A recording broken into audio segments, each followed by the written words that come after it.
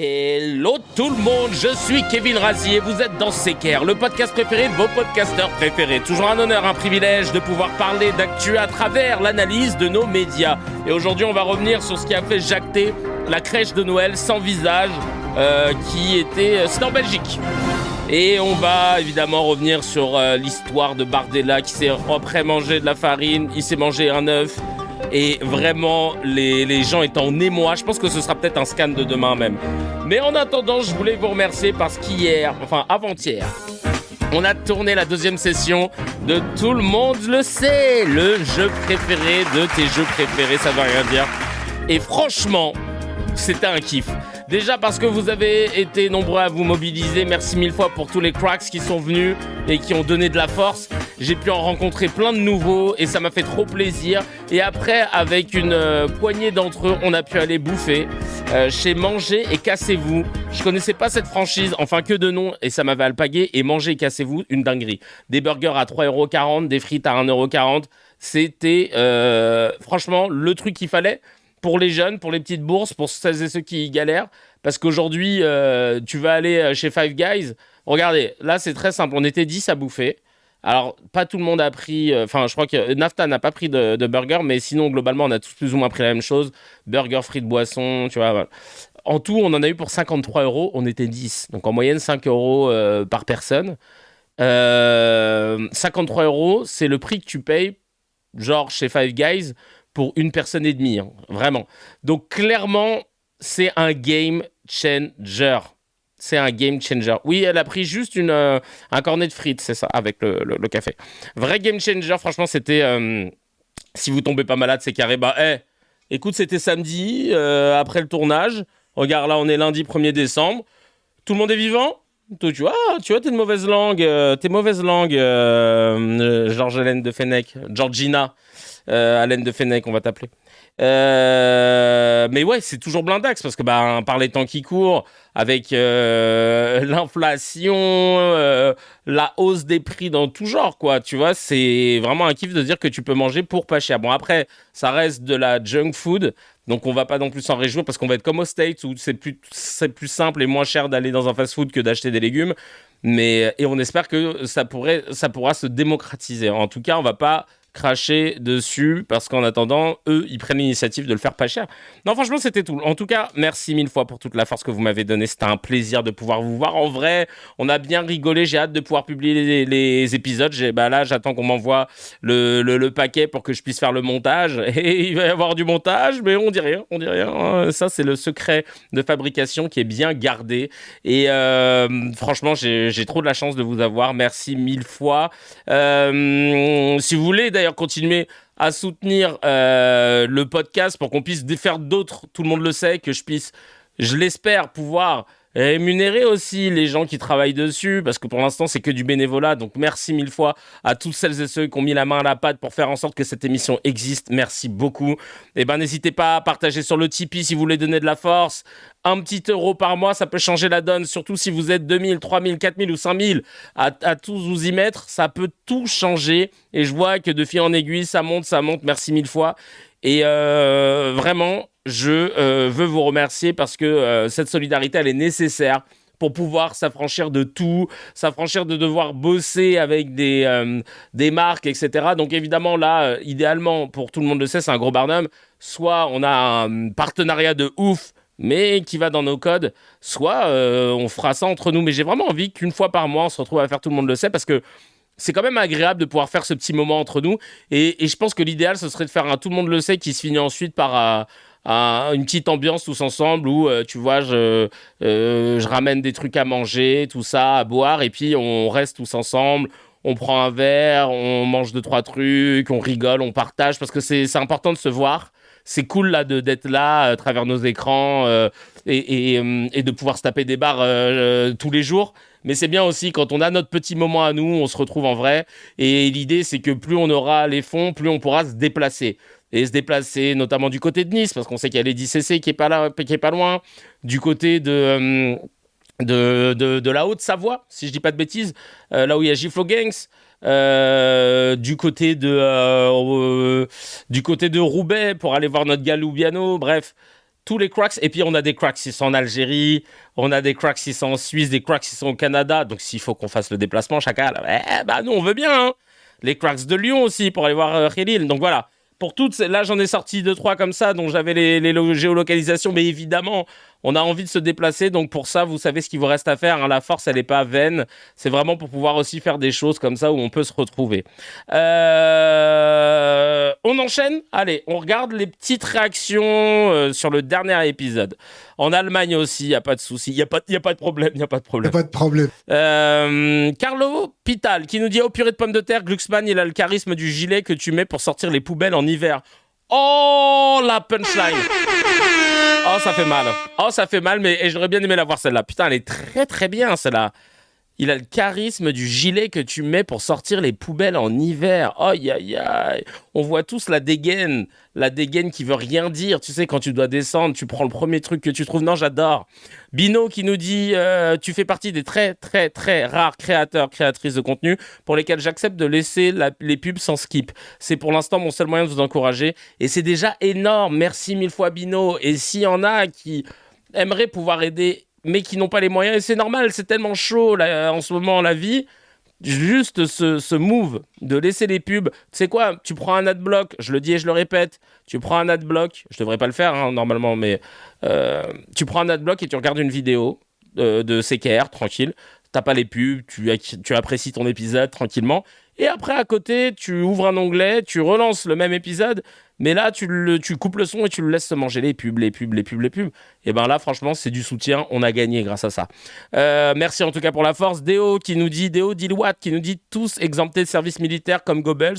C'est l'âge dangereux qui veulent toujours le pire pour les enfants des autres. Totalement. C'est clair. Il rebondit par rapport à Zemmour et Sébastien Chenu qui disaient que ils étaient pour le service militaire mais que eux ne l'avaient pas fait parce que t'as vu et tout les genoux j'avais mal.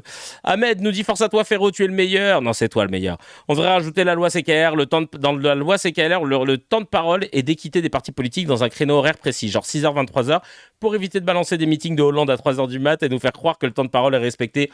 On est totalement d'accord là-dessus. Et d'ailleurs Reporters sans frontières qui avait dévoilé donc cette information persiste et signe, contrairement à ce qu'a dit l'Arcom. L'Arcom n'a pas avancé d'arguments. Ils ont juste dit ouais, non, mais c'est faux. Voilà. Alors vous retirez ça. Nous, on a vérifié. Bah, montre-nous, chacal. Produit des éléments. Et c'est là que le bas blesse. C'est là que le bas blesse. Ensuite, merci beaucoup Antocaban pour visionner en boucle pour donner de la force. Il a donné les playlists. Merci beaucoup mon frangin, t'es le meilleur. Baklia qui dit mon 3e CKR de la journée, obligé de tout rattraper car je n'ai pas pu les regarder cette semaine. L'impression de manquer des choses si je ne les regarde pas tous. Je suis drogué à CKR. Merci beaucoup, ça fait plaisir. C'est une Roxane normalement, c'est une Roxane. On passe tout de suite à la petite news HMD. La petite news, alhamdoulilah, celle qui fait plaisir. Et là, c'est une promesse tenue par Emmanuel Macron. Oui, il y en a bien une dans la vie qui aura existé. Emmanuel Macron a décidé, et à partir de lundi 1er décembre, au moment où je vous parle, de faire en sorte que la sécurité sociale prenne en charge à 100% les fauteuils roulants adaptés aux besoins de chacun, handicap de naissance, handicap acquis, accident de la vie ou perte d'autonomie liée à l'âge. Merci beaucoup. Enfin un truc qu'on peut applaudir. Et surtout, moi, quand j'ai lu cette news HMD, je me suis dit, waouh, en fait, c'était toujours pas le cas. C'est un truc de ouf quand même. Hein. Genre vraiment, jusqu'à présent, et c'est vrai que j'avais rencontré Gaëlle, avait fait sur Maskoff, d'ailleurs je vous invite à aller checker sa page Maskoff, elle va reprendre les interviews, elle interviewe tu vois à la base des sportifs de haut niveau, des sports US, et maintenant elle s'ouvre un petit peu plus aux artistes, etc.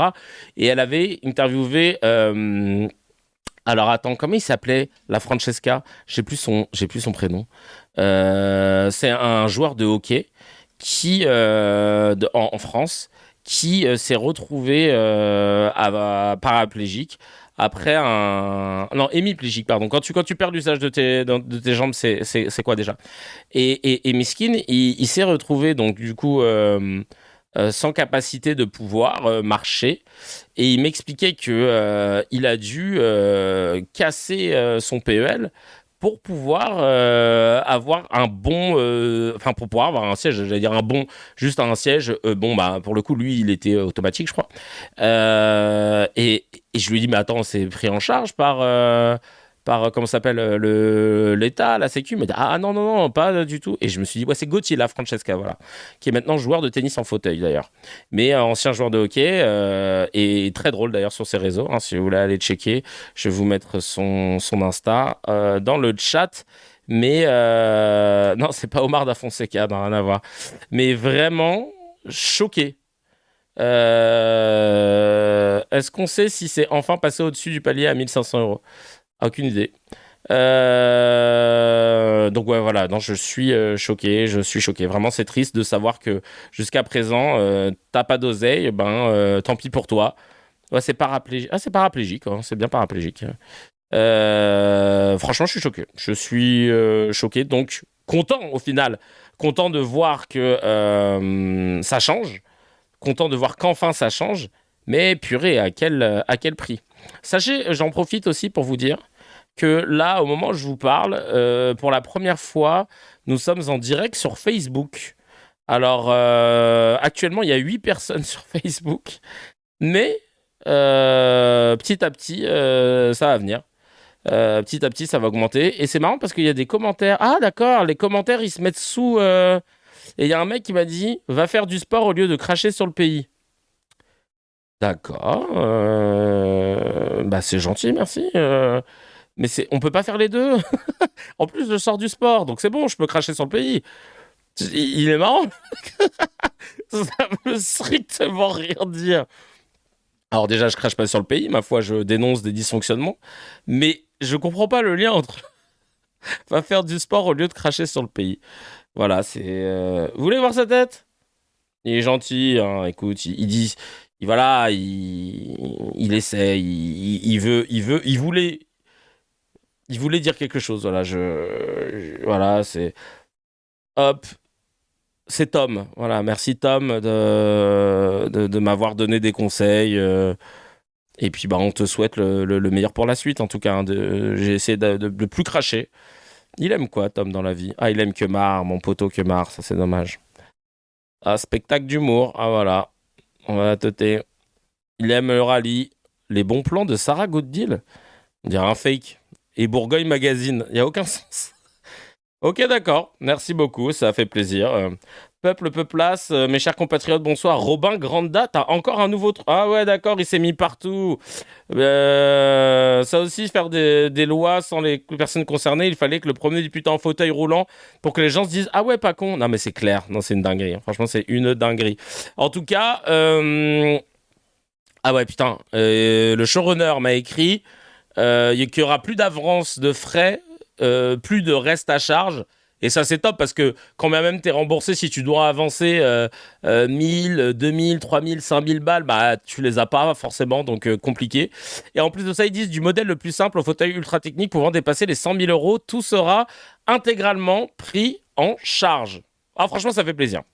Franchement, c'est une news qui me fait plaisir. Un bon lundi matin, ça commence bien comme il faut. Oh les gars, il y a les sous-titres sur Facebook, c'est trop bien quand t'es en cours. Ah, bah c'est bon à savoir. Donc voilà, si vous voulez me suivre sur Facebook, hein, la page c'est Kevin Radio officiel, hein, rien de très original. Mais tu vois, Nouévé vient de nous dire qu'en plus de ça, il y a les sous-titres sur Facebook. Et actuellement, bon, comparé à TikTok, on est 13, voilà, sur Facebook. Voilà. J'aime bien ta façon de décortiquer l'info continue parce que très peu de personnes prennent la parole. Tu fais partie des rares. Merci beaucoup, Lala. C'est adorable, même si j'ai l'impression que beaucoup le font. Beaucoup le font en vrai, mais ça fait plaisir. Kevin, ça peut compter comme du dox. Il faudra que tu l'enlèves de la rediff. C'est vrai. C'est vrai que de montrer le profil de quelqu'un. Mais après, j'ai envie de te dire, il a publié. Comment dire? Il m'a pas envoyé un message en privé. Il a mis un message public. Et là, j'ai pu cliquer sur son profil qui était public. Je n'incitais personne à aller lui envoyer de message. D'ailleurs, ne le faites pas. Hein. Mais c'était simplement pour... je tombe sur le message que je regarde malencontreusement et il s'avère que c'était diffusé en même temps sur la chaîne. Voilà, tout simplement. Mais il ne faut absolument... Il fait le choix de diffuser... il fait le choix de diffuser son image. Mais évidemment, je vous demande de ne pas lui envoyer de message, évidemment. Parce que je n'ai même pas été... déjà parce qu'ils n'ont pas besoin de lui donner plus d'importance et j'ai pas été touché par sa remarque, évidemment. C'est débile. On passe tout de suite au Mezzé. C'est parti.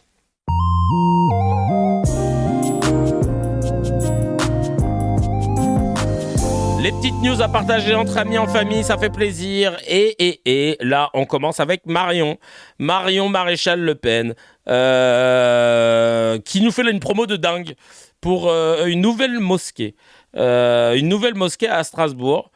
Franchement, merci de nous faire comme Damien Rieu, des gros atalakou, comme diraient mes amis congolais, des gros atalakou à chaque fois qu'il y a la création d'une mosquée, ils sont toujours là, ça fait plaisir. Je suis en Alsace, à Strasbourg, et derrière moi se trouve un gigantesque chantier, celui de la plus grande mosquée d'Europe, avec ses 2 minarets géants et ses 32 millions d'euros de budget. Soutenez ce projet, il est mené par le Miligorus, il gère 71 mosquées en France et 500 en Europe. Ah, c'est drôle. Je suis en Alsace. Ah, ils ont découpé la vidéo originale. Ah, c'est drôle parce que la vidéo originale c'était ça. Je suis en Alsace, à Strasbourg, et derrière moi se trouve un gigantesque chantier, celui de la plus grande mosquée d'Europe, avec ses 2 minarets géants et ses 32 millions d'euros de budget. Ce projet, il est mené par le Miligorus, une sulfureuse organisation islamiste turque qui gère 71 mosquées en France et 500 en Europe, et qui promeut un islam frériste, séparatiste et hostile. Comment tu sais ? Parce que nous, on veut des sources. J'adore quand, tu sais, ils décident de dire tous les mots-clés pour pouvoir faire flipper. Les valeurs françaises et européennes. Cette organisation radicale est utilisée par le pouvoir d'Erdogan pour garder le contrôle des communautés immigrées turques chez nous, afin notamment de s'en servir comme d'un puissant levier de pression électorale. Ah bah oui, on connaît, hein, c'est vrai que le lobby turc, il est ultra puissant en France. À chaque fois que les Turcs se mobilisent, les élections, elles changent. Hein. Ah là, c'est connu comme le loup blanc. Si je suis là aujourd'hui, c'est pour vous alerter sur l'un des enjeux cruciaux des élections municipales de mars prochain. Comme vous ne le savez peut-être pas, de très nombreux élus, souvent de la gauche et du centre, mais aussi malheureusement parfois de la fausse droite, ont déroulé le tapis rouge aux communautés islamiques à coups de subventions, de permis de construire, de prêts de salles ou de terrains pour acheter leur voix. Et ils font ça pour aucune autre religion ? Dis-nous, hein, parce que quand on voit le nombre d'écoles qu'il y a musulmanes, ne serait-ce que ça, hein, ou le nombre de mosquées en ratio avec le nombre de fidèles, je pense qu'on n'est pas dans un bilan très positif. Aux élections. Cette compromission assumée à gauche, parfois dissimulée à droite, se fait au prix de notre sécurité, de notre identité, de la laïcité, de la cohésion nationale et bien sûr de la lutte contre l'islamisme. Alors renseignez-vous. Si vos élus locaux, vos maires ont été complaisants durant leur mandat, ou si des listes infiltrées... Mais complaisants, ça veut dire quoi ? Ça veut dire, oui, comment vont mes compatriotes musulmans ? Oula, t'es complaisant, tu les as appelés compatriotes, tu devrais les appeler raclures de chiottes. Il faut pas que tu te trompes sur la terminaison, c'est ça, être complaisant ? Parce que complaisant, ça veut tout dire et rien dire. Franchement, ça fout le seum. Fabio, big up de la Guyane, Yana, on est ensemble. J'espère que vous allez bien.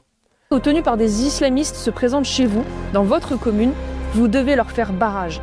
Et à l'occasion des élections municipales du 15 et 22 mars, vous avez une arme pour cela, votre bulletin de vote. Vendre notre pays aux islamistes est la pire des corruptions. Les coupables doivent être dégagés de toute fonction politique. Mais surtout celles et ceux qui ont détourné de l'argent, en vérité. Moi, c'est peut-être ça mon premier critère de politique qu'on devrait dégager. Tu vois, c'est peut-être ceux qui ont détourné des fonds publics, plutôt que ceux qui ont dit « Bonjour les musulmans, ça va ou quoi ?» Oh, je suis complaisant, pardon. Il est en votre pouvoir de faire en sorte que les élus clientélistes aient plus de voix à perdre qu'à gagner en se compromettant. Mais alors, clientéliste, ça veut dire quoi ? Parce que quand les politiques vont au dîner du CRIF, ou alors qu'ils vont, je sais pas moi, célébrer une crèche de Noël, ou qu'ils vont... On est comment, là, en termes de clientélisme ? Ou qu'ils vont faire une manif religieuse comme à Béziers. Dites-nous, on est comment au niveau du clientélisme ? Est-ce que ça, c'est du clientélisme ou alors est-ce que c'est juste une ouverture, vers toutes les communautés. Parce que j'ai remarqué qu'on a le droit, en France, dans un État laïque, de s'ouvrir à toutes les communautés religieuses, sauf les musulmans. Ça commence à être fatigant quand même. Les musulmans ont le droit aussi qu'on les considère, qu'on leur parle, sans qu'on soupçonne à chaque fois de se dire c'est que du clientélisme. Et même si c'est du clientélisme, bah c'est pas grave, parce que vous le faites pour toutes les autres religions, pour toutes les autres communautés. Pourquoi les musulmans n'auraient pas le droit d'être clients aussi? C'est une dinguerie quand même. Et c'est à cause de ça que je me suis pris la tête avec un de mes potes. Parce que lui, il considère que LFI qui parle aux musulmans, c'est du clientélisme. Bah ouais, et comme tous les autres partis en fait. Peut-être que si les autres partis pouvaient prendre en considération l'idée qu'il y a des musulmans en France et pas qu'un peu, eh ben on éviterait de dire qu'il y a du clientélisme de LFI. Peut-être que du coup ce serait parler à tout le monde et que justement les musulmans n'auraient pas besoin de se raccrocher à LFI. Et honnêtement, je pense pas non plus que ça fasse pencher tant la balance que ça. Donc vraiment c'est un truc de ouf, vraiment.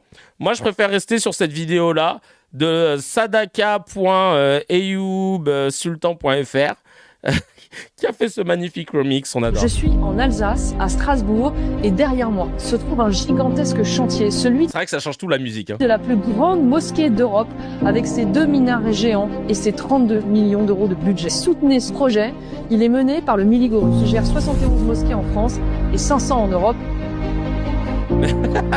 Je trouve ça très malin de leur part d'avoir fait ça. Et attends, je trouve ça très malin. Hop, allez, c'est parti, ça reposte. Allez, vous avez gagné. Vous avez gagné. Et là, je vais recevoir le SWAT à la maison, là, le GIGN. Vous avez repartagé un truc frériste, machin. Non, c'est juste la blague. Merci Marion, en tout cas, pour le soutien. Ça fait trop plaisir. Heureusement que tu es là pour soutenir les mosquées de France. Allez, on enchaîne avec la suite concernant le sondage IFOP. Mathieu Slama dénonce les nombreux amalgames du rapport de l'IFOP sur l'islam. Je vous rappelle qu'on en avait parlé dans CKR de ce rapport. Mathieu Slama, c'est un journaliste politique français là, que vous avez sûrement déjà vu, je ne sais où.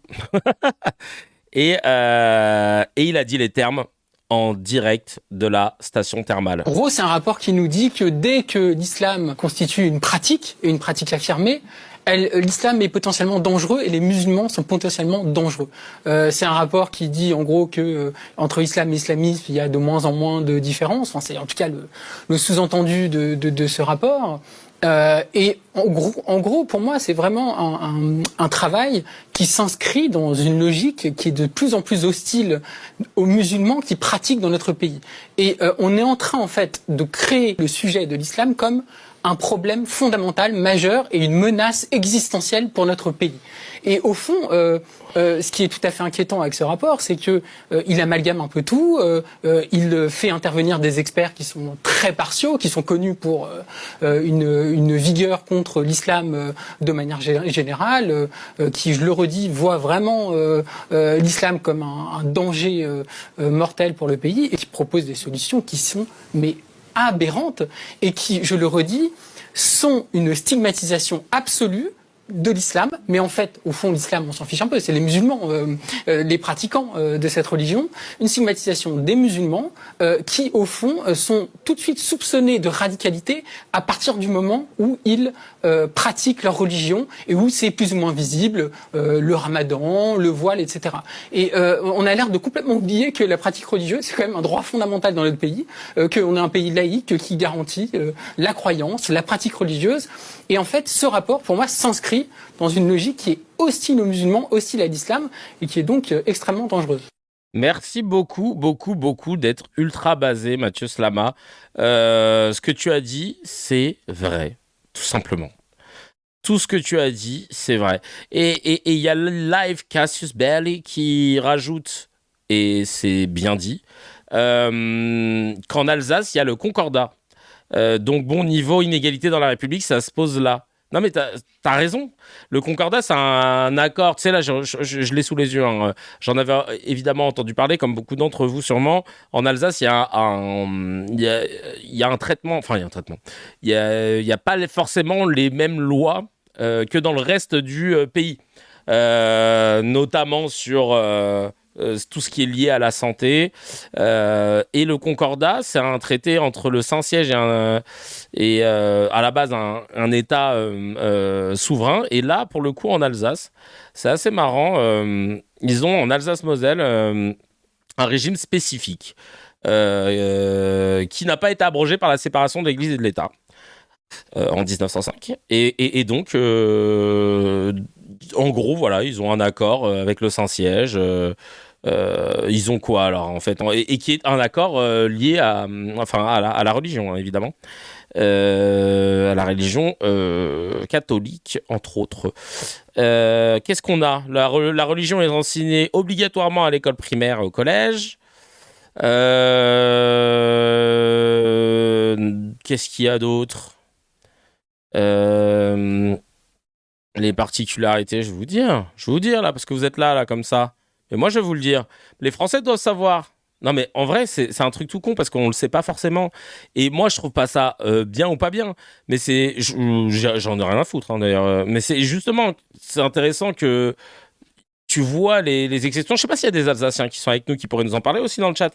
Mais c'est là que tu vois qu'il y a un problème en France. C'est là que tu vois qu'il y a un problème. C'est que tu peux pas prôner tout le temps la laïcité que quand il s'agit des musulmans. Et parce que là, clairement, tu vas créer une inimitié vis-à-vis de cette communauté, tu vas cristalliser une haine qui ne va pas aller dans le bon sens et qui va pas aller dans l'apaisement. Et ça, c'est compliqué. Merci Sochaga, depuis 15 mois, tu es sub sur Twitch, ça fait plaisir. En Belgique, il y a un cours de religion, c'est vrai, ouais, c'est vrai qu'en Belgique, il y a ça. En vrai, genre, ce qu'il faudrait, c'est juste un État vraiment laïque pas comme les laïcards qui deviennent racistes, mais genre juste tout le monde ensemble, genre manger halal ou kasher ou du porc à la cantine, ça change quoi. Sur ce, mon course comment oui, non, c'est clair. Le Concordat, 2 jours fériés en plus et la Sécu est mieux remboursée entre autres. Ah, merci Jérôme Buzine. C'est bon de le préciser, ouais, c'est intéressant, mais c'est fou, hein, parce que franchement, tu te dis, ok, donc ça va, il y a des exceptions, qu'est-ce que tu me... C'est ouf. Alors, bref. Hop, je continue. Hop. Est-ce que Jérôme, t'as de la famille dans ta famille, t'as un Rémi qui serait aussi potentiellement journaliste chez Brut? Voilà, je te le demande. Et t'as le droit de ne pas me répondre, évidemment. C'est toi qui décides, en fait. On continue. Alors, qu'est-ce que j'ai d'autre là-dedans? C'est les réactions. Les réactions qui ont été écrites sur le Telegram. Une, notamment, de Myriam, qui nous dit « C'est fou qu'il faille applaudir quelqu'un qui rappelle qu'il ne faut pas être xénophobe, islamophobe de millions de personnes, car elles ont des croyances et des pratiques, et qu'il serait encore temps de, désolé pour le truc ragoûtant que je vais dire, ravaler ces mollards et arrêter de banaliser le fait de leur cracher dessus à longueur de journée. Tu as parfaitement raison. Aujourd'hui, on s'extasie devant un journaliste qui va dire quelque chose de normal, de basé, comme au baseball, et c'est triste de devoir s'en satisfaire. Vous vous rendez compte comment on va... chercher les bonnes nouvelles sur des trucs cons, tu sais, bientôt il y a quelqu'un qui va dire non mais faut pas détester quelqu'un en raison de sa couleur de peau. On va être là, waouh. C'est un peu ce que j'ai vécu par procuration avec la pièce dans laquelle je joue, Passeport, qui parle d'immigration, justement, du parcours des migrants qui débarquent à Calais et comment ils s'en sortent à Paris, entre autres. Mais Alexis Michali, qui l'a fait, donc l'auteur de la pièce et le metteur en scène, il a fait quotidien pour promouvoir la pièce. Et Vlatipa, que le gars, il a juste dit « Moi, je suis de gauche et c'est vrai que ça me bouffe de voir l'extrême droite au second tour à chaque fois. » Une phrase qui a 15 ans, et je vous l'ai déjà dit ici dans CKR, aurait été banal, aurait été juste enfoncer une énième porte ouverte. Et là, il s'est mangé une shitstorm, t'as pas idée, de messages de droitards qui l'ont insulté. Mais ça a fait monter les ventes et ça, c'est le plus important pour le projet. Et d'ailleurs, je reprends à Paris au Théâtre de la Renaissance du 9 au 21 décembre pour... c'est mon barreau d'honneur. Hein. Barreau d'honneur et après, je tire ma révérence. Et je vais jouer là mes 2 dernières dates de tournée à Fontenay-le-Comte. Je crois que c'est pas loin de Niort. De Niort aux États-Unis. Et pour ceux qui ont la ref. Et après à Angers, ouais, le 5 et le 6, voilà. Ou le 4 et le 5, pardon. Donc si vous êtes dans le coin, n'hésitez pas s'il reste des places. Les grandes gueules sont allées chercher une Karima pour pouvoir dire ce qu'ils pensent fort. On connaît cette stratégie quand on a besoin d'une caution pour pouvoir aller le plus loin possible. Là, c'est au standard. Je mets des Karima, je mets des guillemets. D'ailleurs, je crois que je l'ai mis l'émote guillemets. Je ne sais pas s'il y est. J'ai voulu rentrer des emotes que Nafta nous a généreusement offert et créé. Merci beaucoup Nafta pour ces créations. Mais il y en a certains qui ne passaient pas en raison de la taille. J'ai pas pris le temps de devoir trouver le truc pour régler la taille des gifs, machin. Mais je crois que j'ai mis le guillemet que t'as fait, si je dis pas de bêtises. On regarde tout de suite cette Karima qui va évidemment dire tout ce que le plateau des grandes gueules voulait entendre concernant le voile. Enfin, tous les plans, Abel et le cheminot, j'ai plus son nom, ils sont pas dans ça, mais alors les autres, évidemment, on les reconnaît tout de suite. Ah, ils étaient contents, là. Alors moi déjà, ce que je trouve super grave, c'est que ce soit un sujet de discussion pour aller Au début, on se dit, basé, c'est bien, c'est pas un sujet, merci. plus loin que ça, pour dézoomer le tout. Moi, c'est même pas le voile que je trouve. Alors déjà, je ne sais pas, merci, je crois que c'est Laura qui a dit beaucoup de choses que exactement, je pense, 200% comme elle. Juste un petit détail, c'est plus écrit nulle part dans le Coran. Moi, je suis algérienne, je suis née en Algérie, j'ai vécu mes premières années en Algérie. Il n'y avait pas de voile. Il n'y avait pas de voile. Que ce soit dans ma famille, à la plage, on était en bikini, j'ai porté des mini-jupes longtemps. Et il y a eu du jour au lendemain une prolifération. Moi, c'est ça. En fait, en gros, j'avais une question, comme je disais au standard. Je n'arrive pas à comprendre pourquoi. Alors, d'où ça vient? Et de deux, qu'est-ce qui fait qu'on ne puisse pas... Attends, je crois qu'il y a Anonymous qui a khalas pour tout le monde. Merci beaucoup, Anonymous. J'ai pas vu combien il a khalas, mais franchement, ça fait trop plaisir sur Twitch. Attends, je vais checker, j'ai pas regardé, tiens. J'ai lu Wesh Mathieu Pigas, et là, je me suis dit, oh, il y a des gros cadeaux, là. Ah oui, d'accord, il y a eu beaucoup de gros cadeaux. Oh, merci beaucoup, Mathieu Piga. Il a offert 25 subs. Ah ouais, 25 subs. Oh, purée de pommes de terre, mais c'est pas vrai, ça. Ça, c'est mes footeux et mes rappeurs qui sont masqués, là, et qui donnent de la fort. Vous savez ce qu'il vous reste à faire, hein, pour promouvoir tous nos projets, etc. Lâchez-vous sur le Tipeee et on va pouvoir déplacer des montagnes. En tout cas, merci 1000 fois. Ça fait trop plaisir. Merci, Mathieu Pigas. Viens nous sponsor sur Tout le monde le sait. On a besoin de force sur Tout le monde le sait et après, on vous laisse tranquille. En tout cas, merci beaucoup. Allez, on reprend. Karima qui dit n'importe quoi parce que la meuf, elle te parle que de l'Algérie. Là. On parle d'interdire le voile en France ou pas aux mineurs. Et elle, oui, parce que moi, en Algérie, avant, je mettais des jupes et tout. Oui, mais cousine, on s'en fout. C'est pas le sujet, en vrai. Mais bon, pas l'interdire tout court dans l'espace public. Et alors là, pour les mineurs, j'en parle même pas. Voilà, mais pour les mineurs. Tout court. Alors pour les mineurs, oui, c'est une façon de les sexualiser. Je suis écrit nulle part dans le Coran. Là, c'est une prolifération, que ce soit... C'est écrit nulle part dans le Coran. Attends, il y a quand même soit Truchot, soit Marshall qui a dit bien sûr. Excusez-nous, Imam Truchot, tu connaissais par cœur le Coran? C'est écrit nulle part dans le Coran. Là, c'est une prolifération, que ce soit... Je sais pas qui a dit ça. Qui a dit le bien sûr, là? Les sexualiser. Non, même à côté, c'est même pas une histoire d'endroit de... Mais oui, mais non, mais de faire croire qu'une gamine ça veut dire en fait c'est en creux, c'est une façon d'admettre qu'une enfant peut être tentante. Et ça, mais moi franchement là, je suis au bord des larmes des fois quand je pense vraiment. Je me concentre sur le sujet. J'ai 2 filles de 12 et 16 ans. Je ne comprends pas. Est-ce qu'il y a que sur le plateau ou ailleurs une personne qui sache, peut-être qu'il y a une raison, mais pourquoi on ne l'interdit pas tout court en France? Il y a des pays où on est obligé de le mettre. Qu'elles y aillent, mais qu'elles y aillent. Oh là là là là là là là. Le principe, encore une fois, d'interdire quelque chose pour émanciper, ça n'a aucun sens. Parce qu'on parle, encore une fois, d'un tissu sur les veuches. Et c'est quelque chose qui existe dans plein de cultures et dans plein de religions. Mais vous faites un focus sur l'islam. Et c'est ça le problème.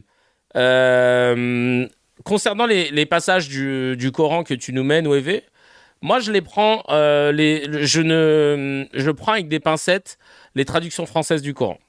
Pourquoi ? Parce que souvent elles sont influencées par les gens qui l'ont traduit et les courants. Et j'ai découvert ça grâce à Dr H. Et d'ailleurs, je vous invite à aller checker le podcast de Dr H qui parle de l'islam et qui parle du Coran. Parce que quand tu ne maîtrises pas l'arabe, non pas littéraire, mais l'arabe utilisé à l'époque de la Révélation, donc il y a plus de 1400 ans, en ayant en référence les lectures comparées des auteurs de l'époque, pour pouvoir comprendre comment ils écrivaient, tu peux te faire avoir sur un mot. Par exemple, tu peux lire partout le terme mécréant alors qu'il n'aura pas la même signification selon la phrase. Et c'est à cause de ça que après tu vas te fourvoyer dans des croyances en disant mais c'est écrit et on pourra pas t'en vouloir parce qu'effectivement c'est écrit. Sauf que par rapport aux mots qu'il y avait avant et aux mots qu'il y avait après, avec la richesse de la langue arabe et notamment la richesse de la langue arabe littéraire de l'époque qui est quasi poétique et très complexe à comprendre, on peut aller droit dans le mur sur et c'est pour ça qu'il faut absolument sur le Coran demander à Florence Bergeau-Claquet. Heureusement qu'elle est là. Ah ouais, là, elle te dit tout de suite. Hein. Je mange. Voilà, c'est pour ça qu'il faut compter sur Florence. D'ailleurs, j'en profite. Non, mais tout ça pour dire qu'il n'y a pas de consensus sur le voile. Est-ce qu'on le mettait, est-ce qu'on le mettait pas ? Est-ce que c'était lié par rapport à l'époque ? Dans le doute, chacun fait ce qu'il veut. Mais hors de question d'interdire ou de forcer. C'est juste ça que je dis. Et oui, maintenant, Florence est dans les, dans les émotes. D'ailleurs, ma sœur m'a demandé d'où ça vient, Kouloutamam, parce qu'elle est morte de rire, ma sœur, mais elle savait pas d'où ça venait. Et je me suis dit qu'il y en avait plein qui débarquaient, qui savaient pas, machin, et donc, je pense que ce serait cool de refaire un petit retour sur Florence. Sur Florence pour montrer pourquoi on parle de Kouloutamam. Alors, Bergeau. Tac, elle est où la vidéo ? Sur Telegram, tu tapes Bergeau, tu vas tomber. Voilà, on va se la faire. La vidéo. Attention, on regarde. Vous avez lu le Coran ? Alors, je l'ai lu en français, parce que j'ai appris l'arabe, mais je ne le connais pas suffisamment. Vous avez appris quel pour le arabe ? lire. L'arabe classique. J'avais été en Syrie pour apprendre l'arabe. Le tamam ? Comment ? Kullu tamam ? Je mange. Non. Je commence à voir. Ah, d'accord, pardon. Ça commence bien. Vous l'avez appris où ?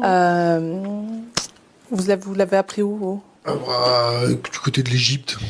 Du côté de l'Égypte, ça sent qu'il manque quand il dit ça. Duolingo, frérot. Ok. Bon, enfin. Donc je l'ai appris, et ça fait bien longtemps. Comment on dit comment ça va ? Mais tu viens de le dire en plus.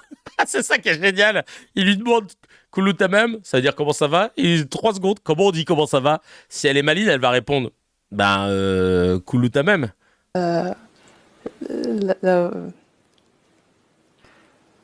Kouchimzienne, il n'y a pas de problème. Dizaine. Kouchimzienne, il n'y a pas de problème. Il n'y a pas de problème. Ah ouais, mais il n'y a pas de problème, il est incroyable. Donc Kouloutamam, aujourd'hui, quand on l'utilise, ça veut tout dire. Hein. Ça veut dire tu t'es fait couper dans ton élan, tu t'es fait punchliner, tu t'es fait casser, tu t'es fait recadrer, ou tu vas manger aussi. Parce que comme pour elle, elle pense que ça veut dire je mange, ça peut tout dire, voilà. Et dire qu'elle a reposte cette interview à sa place, j'aurais même pas fini l'interview, mais de ouf. Kouloutamam est le nouveau Schtroumpf, exactement, c'est comme ça que je le définis. En tout cas, voilà, j'ai dit ce que j'avais à dire concernant cette fascination aussi que j'ai pour les médias français d'aller nous trouver, et c'est CNews les meilleurs, évidemment, ils ont un centre de formation d'anciens musulmans ou de gens issus de la diversité, notamment maghrébine, pour pouvoir venir casser du sucre sur les Maghrébins et l'islam. Mais là, tu vois, ils nous ont sorti une Karima, après, peut-être c'est une comédienne, on sait pas. Peut-être c'était une Florence Bergeau-Claquet derrière, on sait pas. D'ailleurs, c'est ce que dit Mac sur le Telegram. Il dit encore une Christelle décérébrée qu'on a payé pour se faire passer pour une Farida. Potentiellement, écoute, on sait pas. En tout cas, il y en a un qui a dit les termes. c'est Yacine Benyetou, le président du collectif Génération EDR qui lutte contre l'islamophobie et qui parle de la polémique autour du voile. On écoute tout de suite cette intervention ultra basée comme au baseball. Il a dit les termes. Alors attention, on écoute. La question que je vais vous poser, c'est pourquoi on a une focalisation sur le libre arbitre religieux des personnes musulmanes. Pourquoi on n'a pas une focalisation sur le libre arbitre religieux de toutes les confessions? Parce que là, ce dont on est en train de parler, c'est d'une loi d'exception à l'encontre des jeunes filles musulmanes. Et par ailleurs, je regrette qu'il y en ait sur le plateau, parce que constamment, c'est des sujets politiques et non pas des personnes qui ont le droit de s'exprimer. Et c'est le sujet. Vous avez fait des jeunes filles musulmanes et des musulmans dans la globalité des ennemis de l'intérieur. C'est vous qui en avez fait des ennemis à séparer de la nation. Que pensez-vous des 200 signalements à Betaram, des 200 signalements pour pédocriminalité à Betaram? Mais quel est le rapport? Quels sont les enfants que vous voulez protéger? Les enfants qui sont dans la rue, qui sont 2200 dans la rue aujourd'hui? Oui, c'est ces enfants-là que vous voulez protéger? Aïe. Hugo a parlé des parents. Il va pas être invité souvent, Yacine. Hein. Donc là, c'est le moment ou jamais. Faut vider le sac. Je demande Qui respecteront la loi, ces parents, vous savez, pour beaucoup, sont ceux qui font les métiers pénibles dans ce pays. Et justement, pendant le Covid, faisaient les métiers, c'était eux les premiers de cordée. C'était eux les premiers de cordée. Et quand vous crachez sur leurs enfants, vous crachez sur toutes les personnes qui ont permis. Non. Le véritable danger, c'est de faire d'un élément une généralité et surtout, laissez-moi finir, c'est de criminaliser une pratique religieuse. Mais là, c'est pas ce que j'ai dit, là. C'est pas ce que j'ai dit. Je vous pose une question. Il y a des sur les frères musulmans, c'est un rapport du ministère. Ah ouais, non, là, vraiment, il a pris le bâton, il a remué le tas de merde et on voit qu'effectivement, ça plaît pas. Ça plaît pas et pourtant, il a dit quelque chose de limpide, de basé. Et ça fait plaisir à entendre, mais il n'y en a pas assez. Évidemment, on préférera la Karima plutôt que le Yacine sur ce sujet. Et c'est vrai que je redis ce que je vous ai dit tout à l'heure, dans ce pays qui est la France, dans ce pays dans lequel on vit, en 2025, lundi 1er décembre, c'est devenu courageux de dire des banalités. Il y a des gens, et on l'a vu tout à l'heure dans le réac, qui disent « Putain, Kevin, vous êtes rare à faire ça. » Alors moi, j'ai l'impression que tout le monde fait ça aujourd'hui, parce que je suis beaucoup de comptes de gens, de créateurs de contenu qui font la même chose que nous, de dénoncer, tu vois, les manipulations des médias sur certains sujets. Mais force est de constater que c'est pas si répandu que ça. Et aujourd'hui, ça devient courageux de dire des banalités, de dire que c'est pas bien de stigmatiser des gens en raison de leur appartenance religieuse. On dit juste ça, en fait. Mais c'est devenu un acte courageux et ça fait vraiment de la peine. Mac qui nous dit « Il a tout mon respect face à ces fachos et ce traître qui ont même pas les couilles de dire la réalité de leurs pensées se cachant derrière une laïcité à géométrie variable. » Et Leïla qui nous dit « Il est courageux, celui-là. En vrai, toutes ces polémiques, c'est juste pour ouvrir une nouvelle fenêtre d'Overton. » Là, autant vous dire que la fenêtre, c'est devenu une baie vitrée bien coulissante et qui est bien à droite. Rachel Kahn, encore une dinguerie pour cette personne essayiste, on sait pas. On sait plus trop ce qu'elle fait. Je sais qu'elle était noire à l'époque, mais c'était à l'époque. Et maintenant, elle est passionnément, complètement à l'ouest, passionnément siphonnée du ciboulot. Je pense que de boire de la bétadine ne nettoie pas ton cerveau, pour reprendre cette vanne qu'un Cracks nous avait mis en commentaire. Mélenchon qui disait la République c'est moi, non, la haine c'est lui.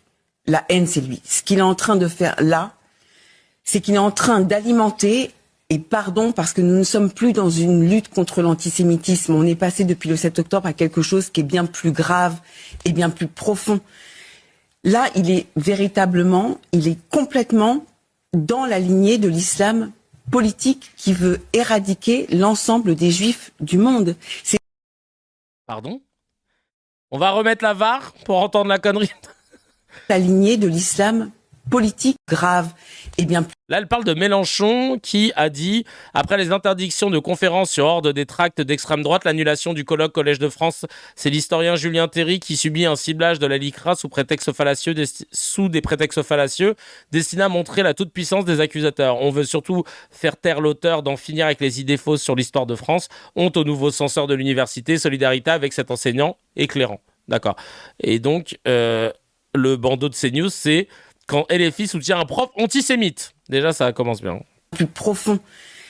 Là, il est complètement dans la lignée de l'islam politique qui veut éradiquer l'ensemble des juifs du monde. C'est ça qui se joue à l'université. Les islamistes ont pris les universités... Là, on a un pro total. Hein. Et le but, c'est d'aligner le plus de mots possible. Après, elle a des bons points. Et après, je pense que après il y a Elnet, ils font le décompte à la fin du mois. Ils font bon, bah c'est bien là. C'est bien, Rachel. Tu as bien placé les mots, hein? Allez, tiens, 250 €. Ah bah, il faut plus quand même, hein? Il faut plus d'efforts la prochaine fois. Mais là, c'est bien.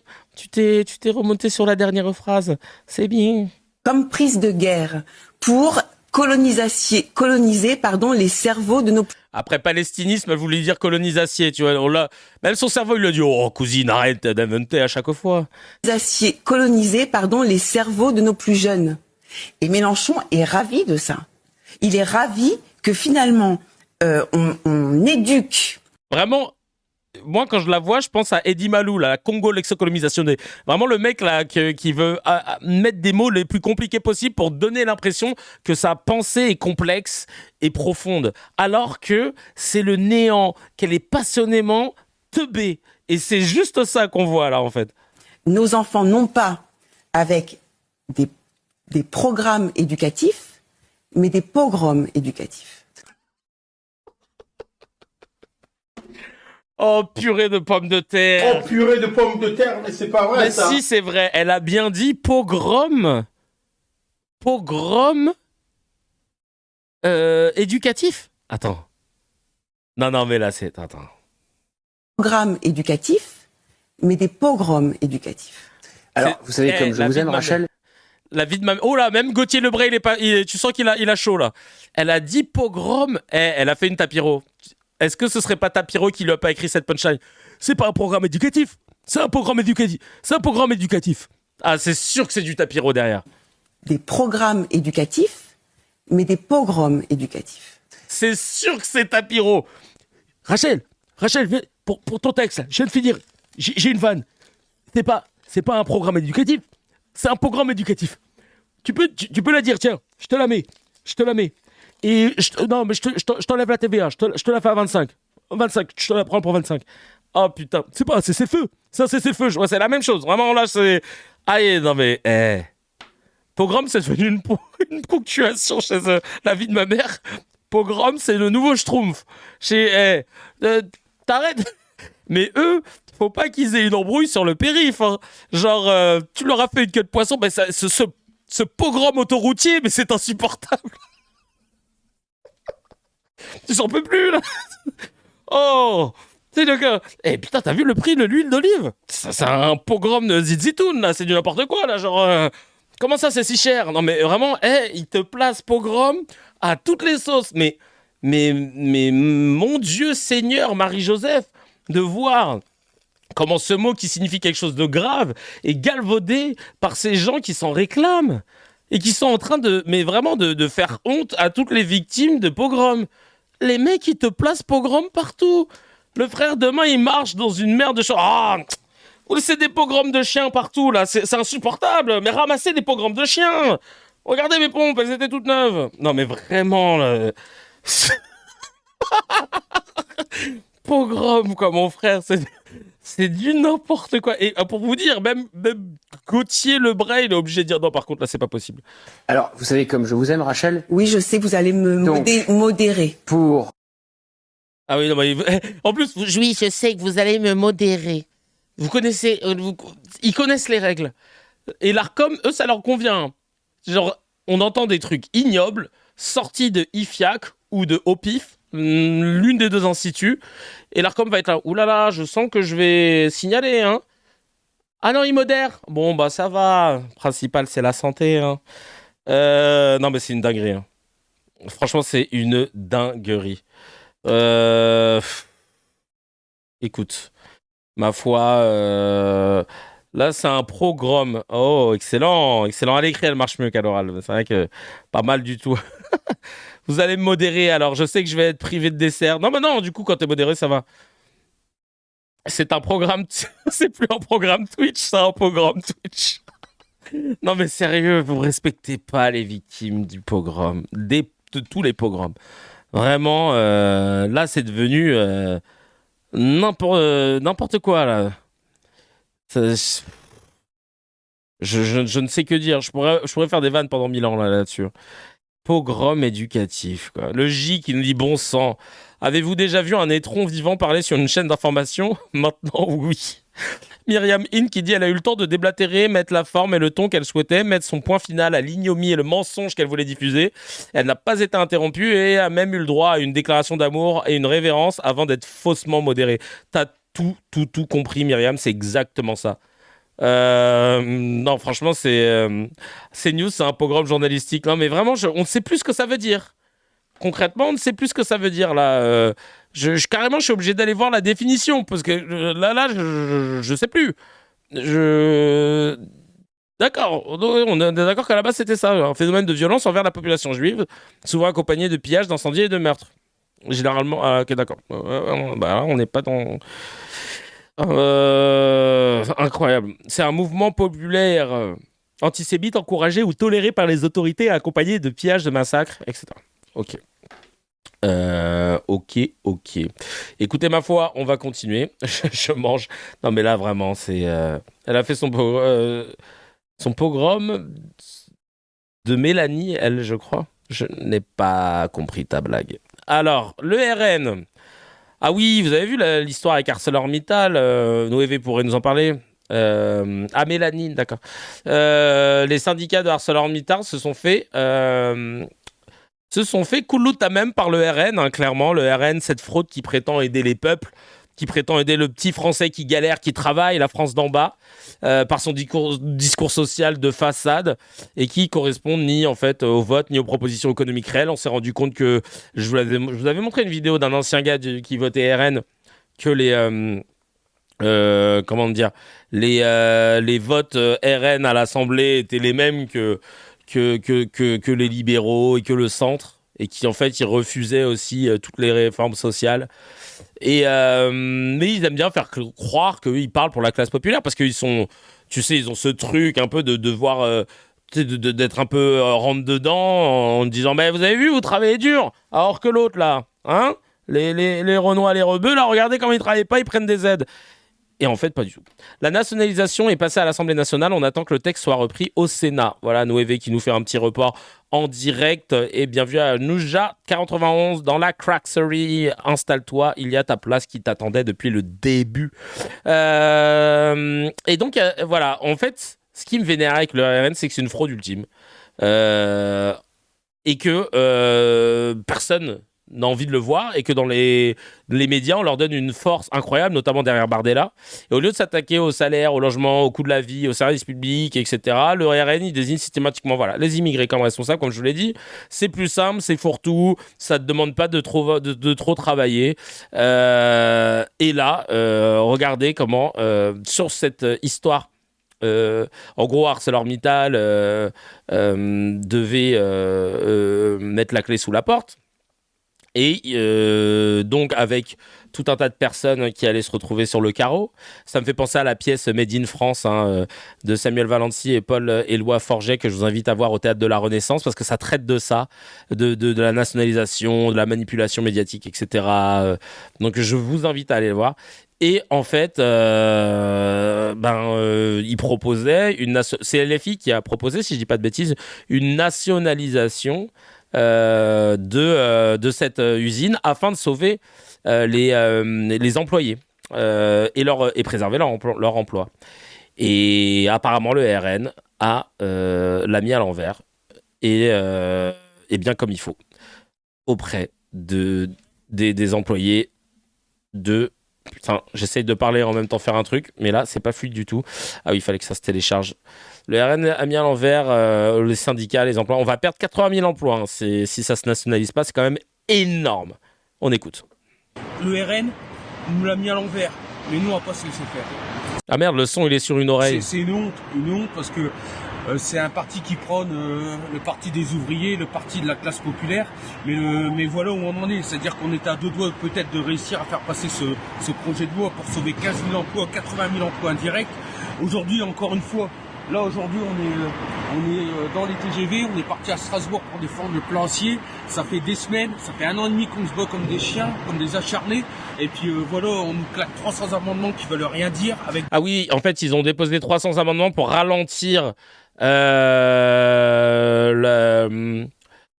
comment dire, la consultation du projet de loi. Mais finalement, ils n'ont pas réussi à le ralentir. Mais c'est abusé d'avoir fait ça. Je ne sais pas exactement comment ça se passe. Et Nueve pourrait nous en parler. Parce que lui, il est à l'Assemblée nationale quasiment tous les jours. Et il a suivi le dossier. Mais en gros, le RN a voulu alourdir la machine administrative pour être sûr que... pour éviter qu'on aille au vote parce que le texte finissait à minuit. Et sans oublier les suspensions de séances qu'ils ont demandées. Je suis dispo maintenant si tu veux en parler. Ah bah je veux bien, ouais, très rapidement que tu nous en parles. Bouge pas. Parce que, attention, j'ai ce qu'il faut pour te faire monter. Attention, alors attends, je vais t'envoyer sur Discord le numéro de téléphone que tu vas appeler. Et tu vas nous expliquer tout ça. C'est parti. Hop, alors attends. Apparemment, c'était pour se venger des LFI. Bah, ils n'ont pas d'autre chose à foutre. Il y a des vies en jeu, en fait. Il y a des gens qui jouent leur life et toi, t'es là en train de... Ah, frère, c'est bon. Hop. Tac. Il est où, mon Noévé? Tiens. Voilà, Noévé. Je t'ai balancé les bails. Il n'y a plus qu'à... C'est quoi, ça? Non, ça va. Oh, merci, d'accord. Je reçois des messages de gens que je ne connais pas. C'est génial. Allô? Ça va, comment tu es? Alaikum salam. Comment tu vas, mon frangin? Ça va, alhamdoulilah. Est-ce que, dans le chat, vous entendez bien notre frérot? Oui, mais les numéros, c'est... Alors, oui, je sais qu'on voyait des numéros, mais alors les numéros, c'est... Je connais pas. C'est des pubs, c'est des messages et tout. Oui, je sais, mais t'inquiète pas. C'est que des trucs, je sais pas, qui m'ont valu des gros problèmes en plus, hein, notamment avec ma chérie, parce que j'ai un numéro qui est envoyé, je te réponds plus tard, j'arrive, bah, dès 2h du matin. Et après, Gaëlle, elle me dit, bah c'est quoi ça? Et toi, t'es là, bah je sais pas. Bah, pourquoi on te répond ça? Ah non, mais... Je sais ce que ça peut faire, ça m'est déjà arrivé. Ah ouais. Bref, alors raconte-nous un petit peu, Nueve, qu'est-ce qui s'est passé? Alors déjà, résume rapidement la situation avec ArcelorMittal et qu'est-ce que LFI a voulu faire? Alors ArcelorMittal, c'est une situation assez compliquée, c'est-à-dire que du coup, il y a de la délocalisation qui va se produire, où il y a plus de 800 emplois qui sont menacés directement. Et eux, ce qu'on a voulu faire, c'est nationaliser. Donc nationaliser, c'est de faire en sorte que l'usine appartienne à l'État et justement que cette usine, elle puisse continuer à avoir un aspect stratégique pour justement la France. Parce que si on se perd cet aspect, on est un peu dans la merde déjà qu'on y était déjà assez. Donc en gros, ce qui s'est passé, c'est que lors de la niche parlementaire, c'est que du coup, c'est un texte, c'est une journée où de 9h à minuit, on propose, c'est nous qui décidons de l'ordre du jour. On avait 9 textes à l'ordre du jour. Et parmi ces textes-là, il y avait la nationalisation de l'ArcelorMittal. Ouais. Donc du coup, la veille, il y avait une manif pour ça, justement, parce qu'on les avait fait venir sur Paname. Sinon, on a payé et tout pour les faire venir. Donc du coup, on les a fait venir sur Paname, etc. Hier, il y avait manif. Ils sont pas venus à la manif la veille déjà. Et le jour J, après, il y avait le texte sur ArcelorMittal. D'accord. Donc du coup, il y avait plus de 300 amendements. Je les ai tous étudiés, je vais pas te mentir. J'avais le fiac entre deux chaises. C'était vraiment des amendements pourris, genre remplacer le mot nation par le mot république, remplacer tel mot par tel mot. Et on a le droit de déposer autant d'amendements pour rien quand on sait que c'est pour juste perturber le truc. C'est légal, quoi. Oui. Oui, ils ont le droit de faire ça. C'est eux qui décident. Donc du coup, on a dû examiner les 300 amendements. On a mis des amendements de suppression pour éviter que ça le truc. Mais bon, ils ont quand même continué. Ils ont aussi demandé plusieurs suspensions de séance, à savoir que alors 2 suspensions de séance, par groupe parlementaire. Donc du coup, eux, ils ont demandé beaucoup de suspensions. Ça a été accordé. Et pendant une des suspensions, il y a la présidente LR de la séance qui leur a mis un petit coup de pression, genre les gars, vous jouez à quoi? Ensuite, du coup, pendant cette suspension de séance, il y a aussi eu la grande suspension de séance où il y avait justement l'heure où on bouffait, etc. Et ben ils ont mangé un coup de pression par les gars de la CGT d'ArcelorMittal. Ils leur ont dit, les gars, ça y est, vous supprimez tout, sinon ça va mal se passer, etc. Donc du coup, on a mis la pression, ils ont retiré les amendements et on est allé au vote. Et donc du coup, eux se sont abstenus. Donc ils n'ont même pas voté pour la nationalisation d'ArcelorMittal. Ah bon? Oh oui, là oui. là là là. Et ils ont expliqué leur choix?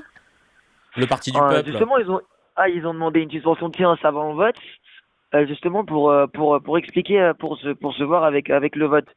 Et en fait, ce qu'ils ont expliqué, c'est qu'en fait, il n'y avait pas d'études d'impact, alors que nous, les études d'impact, on les a faites.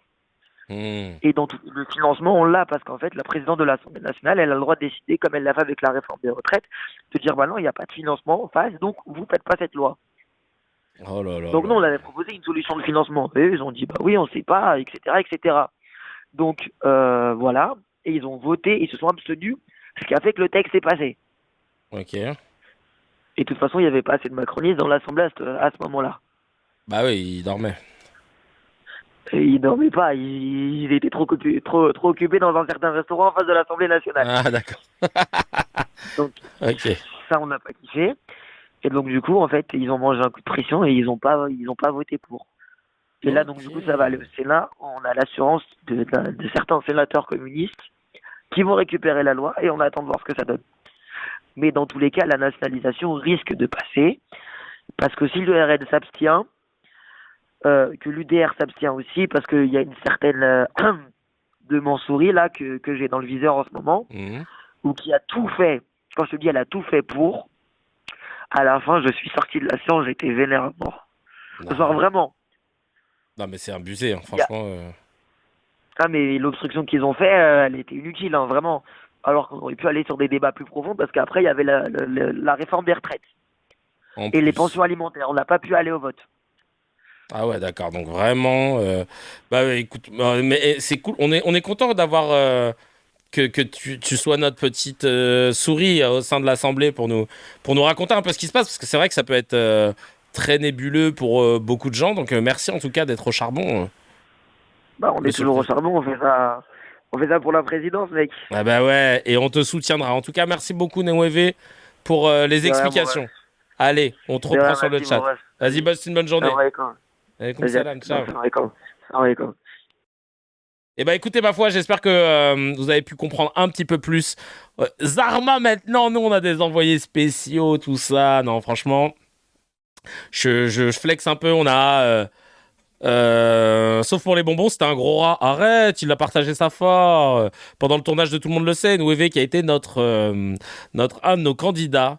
Et pas des moindres, il était avec Sabrina Afidfid, face à Sabrina Afidfid, et qui est la CPE de TikTok. Je savais pas qu'on l'a surnommée comme ça. Il y a plein de gens qui disent ah putain c'est la CPE de TikTok. Franchement quelle star. On a des stars parmi les cracks, ça fait plaisir. Il y a Leïla qui nous dit sur le Telegram ah bah faut se réveiller, ça fait un moment qu'ils vous enfument et ils n'ont pas changé, ils n'ont changé qu'une lettre pourtant du FN au RN, c'est vrai. Et le J qui dit de plus en plus de syndicats dénoncent le RN et je trouve ça très bien. Bah ouais, il serait peut-être temps. D'ailleurs, en parlant d'ArcelorMittal, Gabriel Attal, ça rime, mais il n'y a aucun lien, a compris que pour être tranquille sur ces news, il faut parler de quelque chose. Il faut pouvoir être critique sur un truc. 3 lettres. LFI.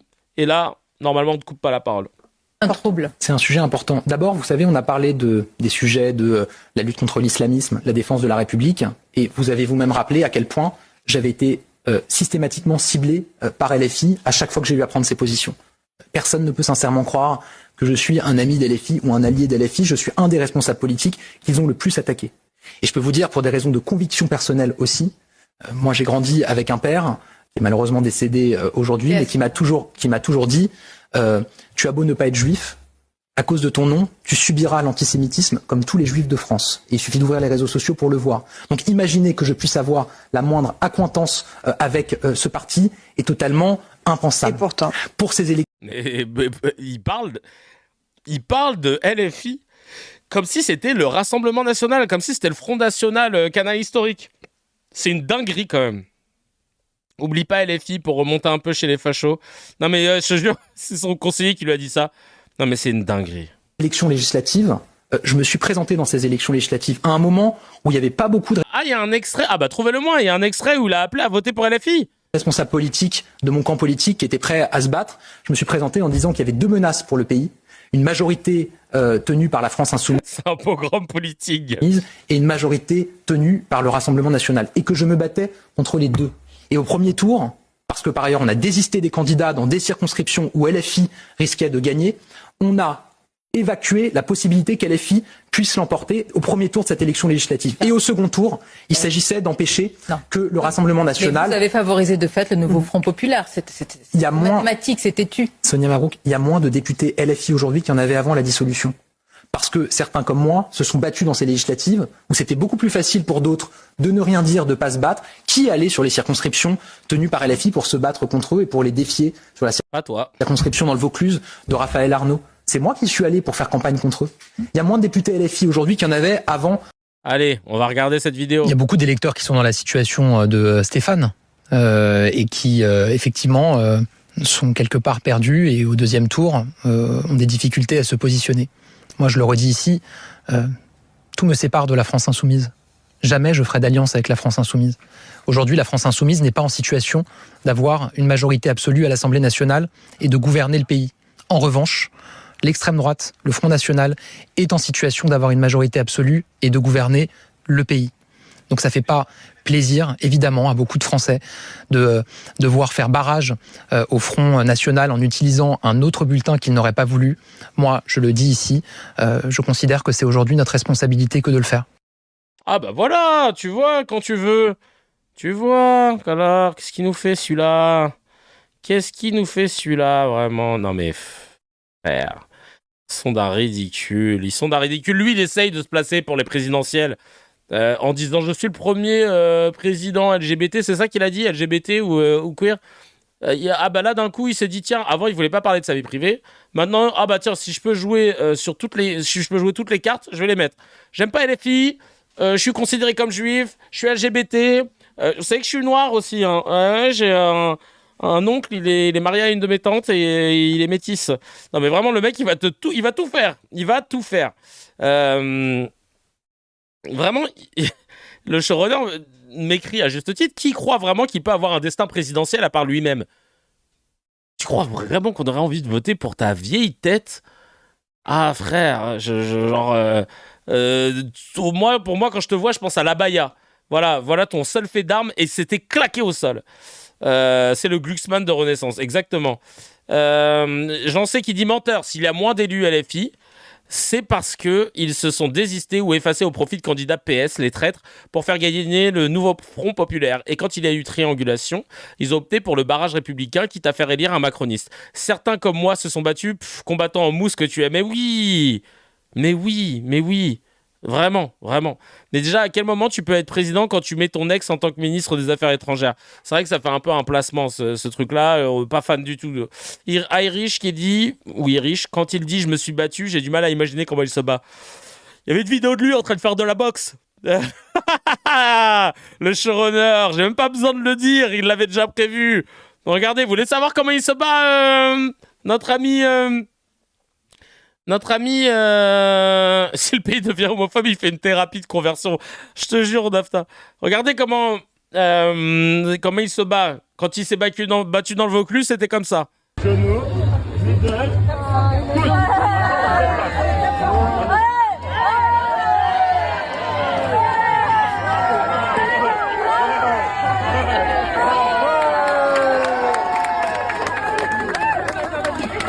genou, middle.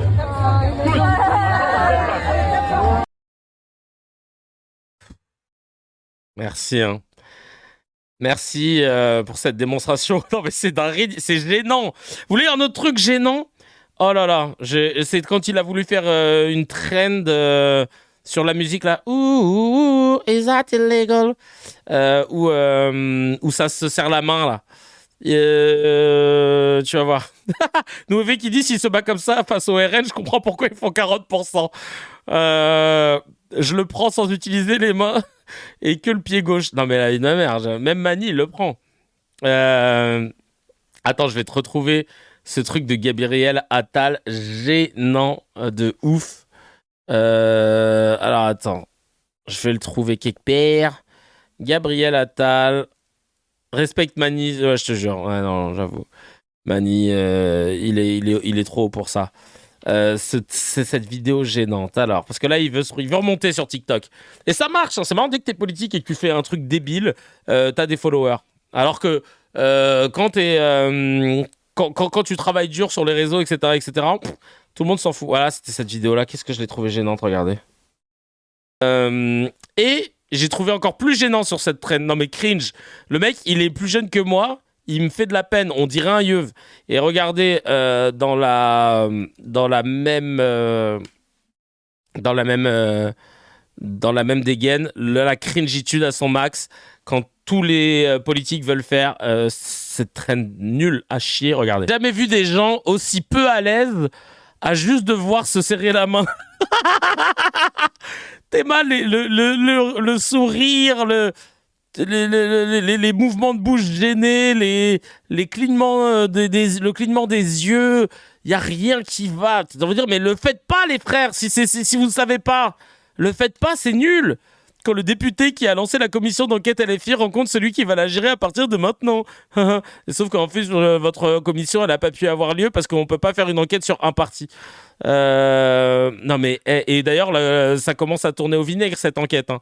La commission qui voulait faire pour voir les liens entre LFI et fréristes, ça s'est transformé en...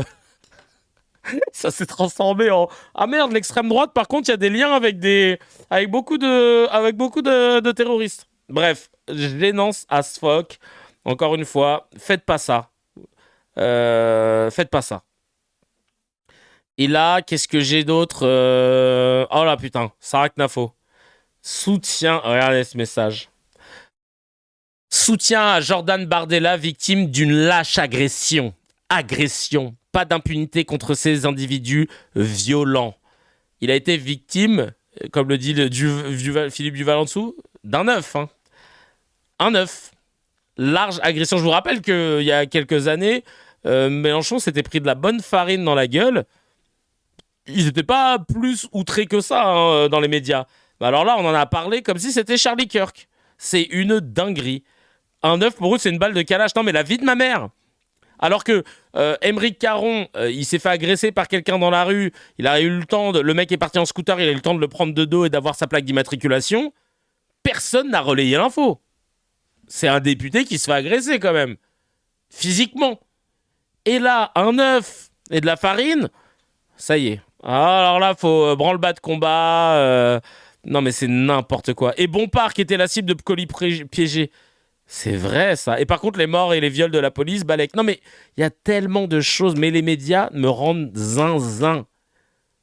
C'est vrai, j'avais oublié les colis piégés pour Manuel Bompard, Élodie Pou, Estelle Denis. J'avais oublié... alors que même Zemmour, quand il s'était fait agresser, l'autre s'est fait secouer comme ça, là. Ils en avaient parlé partout. Macron l'avait appelé. Ça va t'es sûr? N'hésite pas si tu veux une protection et tout. Bah, et Caron, non? Donc vous êtes en train de nous envoyer un message. Il y a des victimes plus acceptables que d'autres. Alors que on parle de victimes pour Zemmour, condamnées plusieurs fois pour incitation à la haine. Bref, ça me rend ouf. On passe tout de suite au scan de Razi. C'est parti.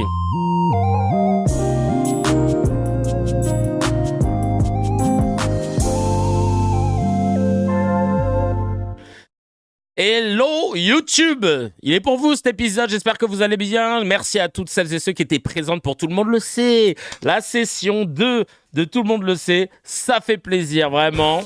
Ah ouais, vous m'avez fait plaisir, il y avait du monde, on a rigolé, on s'est bien marré et on a passé un bon moment, on a même pu manger ensemble dans un truc que j'avais jamais testé.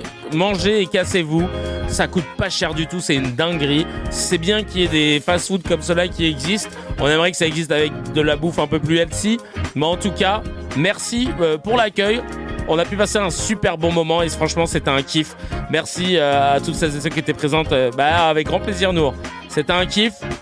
Et n'oubliez pas, si vous voulez soutenir, pour qu'on puisse faire d'autres émissions, j'aimerais pouvoir faire ça une fois par mois. C'est parce que c'est le moment où on peut se voir en vrai. Et c'est toujours quand même plus agréable. Là on se marre bien à travers l'écran, mais c'est cool si on peut faire des petits moments ensemble. Eh bien, n'hésitez pas car il y a le Tipeee. Tout simplement pour donner de la force. Le temps qu'on ait un riche millionnaire qui nous écoute. et qui décide de mettre la main à la pâte, ou même un riche moins millionnaire, hein. Quelqu'un qui se dise vas-y, tu sais quoi, je mets un billet, hop, vous pouvez faire cette émission pendant une saison, on est refait. Parce que j'aimerais bien pouvoir rémunérer toutes les personnes qui travaillent bénévolement sur Tout le monde le sait. En tout cas, merci beaucoup, beaucoup. Je vous invite à donner de la fort. Et j'ai trop hâte de pouvoir vous retrouver. Ce sera plutôt en janvier là. Parce que malheureusement là, heureusement, je suis content. Je joue dans Passeport, la pièce dans laquelle je suis depuis maintenant 2 ans, du 9 décembre au 21 décembre au Théâtre de la Renaissance. Et on joue 7 fois par semaine, du mardi au dimanche et 2 fois le samedi. Donc autant vous dire que là, ça va être compliqué de pouvoir le caler. Donc on fera ça en janvier, tranquillement. Et je compte sur vous pour donner de la force. Même si vous pouvez pas venir, mais si vous en avez les moyens, prendre un billet, ça permet à d'autres de venir. Merci à toutes celles et ceux qui ont joué le jeu. Je voulais juste vous dire aussi que y a un Google Form que je vous ai mis à disposition pour que vous puissiez m'envoyer vos petites infos pour le mouvement éphémère, afin de vous tenir au courant de l'avancée de ce mouvement politique, le mouvement politique des cracks, que je vous donne notamment notre première loi, la loi CKR, et il y en aura peut-être d'autres. Pour l'instant, on fait ce qu'on peut dans notre champ d'action. Je vais aujourd'hui relancer la machine pour contacter d'autres politiques et voir ce que ça donne. On va parler de la crèche de Noël. La crèche de Noël à Bruxelles, en Belgique, où une crèche de Noël a été montée avec des personnages qui n'ont pas de visage. Voilà, des personnages sans visage. Pourquoi, comment, quels sont ces réseaux ? C'est tout de suite parti en entrisme islamiste. Et ça a commencé avec CNews et Sabrina Medjeber, qui fait partie du centre de formation des arabo-musulmans ou anciens musulmans, qui vont venir tacler les musulmans sur le plateau. Et évidemment, c'est le seul moyen pour une arabe ou un arabe de venir sur CNews sans se faire couper la parole. Allez, on regarde ça tout de suite. Évidemment qu'on touche le fond, et moi je vais même aller beaucoup plus loin que sur le Noël charia compatible. Je vais te dire que c'est le Noël talibano. Charia compatible. Déjà, ça commence bien. Compatible, c'est... Pardon, je vous ai coupé, c'est... Talibano. Compatible. Ah, carrément, talibano-compatible. C'est bien. Vous êtes bon pour trouver des mots à chaque fois pour ajouter de l'angoisse autour de la communauté musulmane. Talibano-compatible. C'est précisément une fresque anthropologique que l'on observe en Afghanistan. Et je rappelle que là, dernièrement, il y a une milice qui oblige les familles de femmes afghanes de les conduire en camp de rééducation, après les avoir privés d'école primaire, après les avoir privés de parler en public, après les avoir privés d'écouter de la musique, après leur avoir construit des fenêtres pour éviter que les hommes soient tentés sexuellement par le regard d'une jeune fille qui regarde la fenêtre.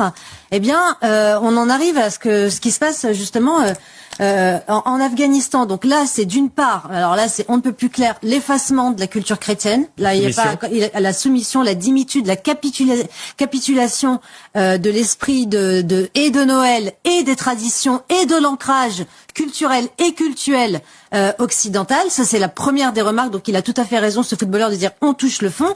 Mais moi, ce que je trouve extrêmement alarmant, c'est que d'une part, ce soit affiché tel quel, c'est-à-dire la privation de la sémiologie, parce qu'on en parlait tout à l'heure, du visage, qui ramène à ce qu'on a connu, nous, à Roubaix. Souvenez-vous du reportage d'Amin Albaï qui avait fait le tour de la ville.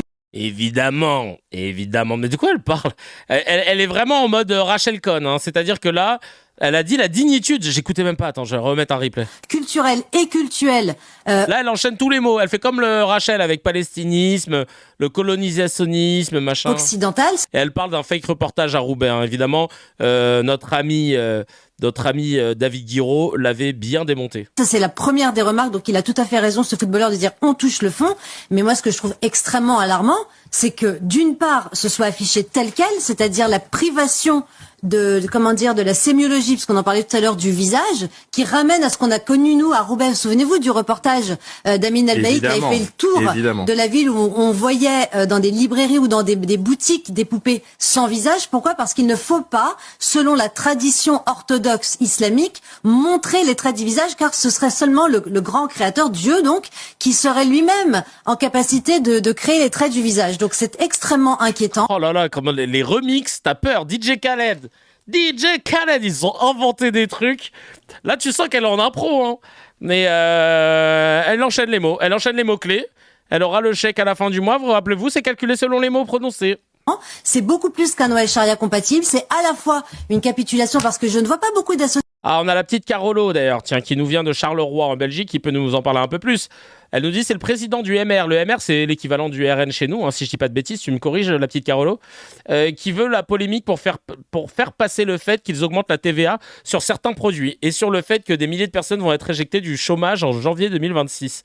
Ah, intéressant. Association, défendre justement la religion chrétienne en Belgique. On a à peu près la même chose en France avec la LDH et les crèches de Beaucaire, dont on a encore entendu parler à Noël dernier. C'est souvent d'ailleurs un marronnier en France. À chaque Noël, on voit la LDH se dresser contre les crèches dans les mairies. Ah, MR, c'est les Républicains plutôt ?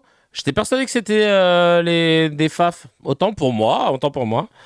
Ou ailleurs, en revanche, on les voit pas se dresser contre le volement des fillettes. Ah, c'est macroniste carrément. Okay. On les voit pas se dresser concernant le prosélytisme des prières de la rue. On les voit pas non plus se dresser quand il y a des islamistes. Ah voilà, un parti de droite qui utilise tous les codes d'extrême droite. Ouais, bah c'est LR quoi. Qui parle comme Monsieur Ilias Zimzalen.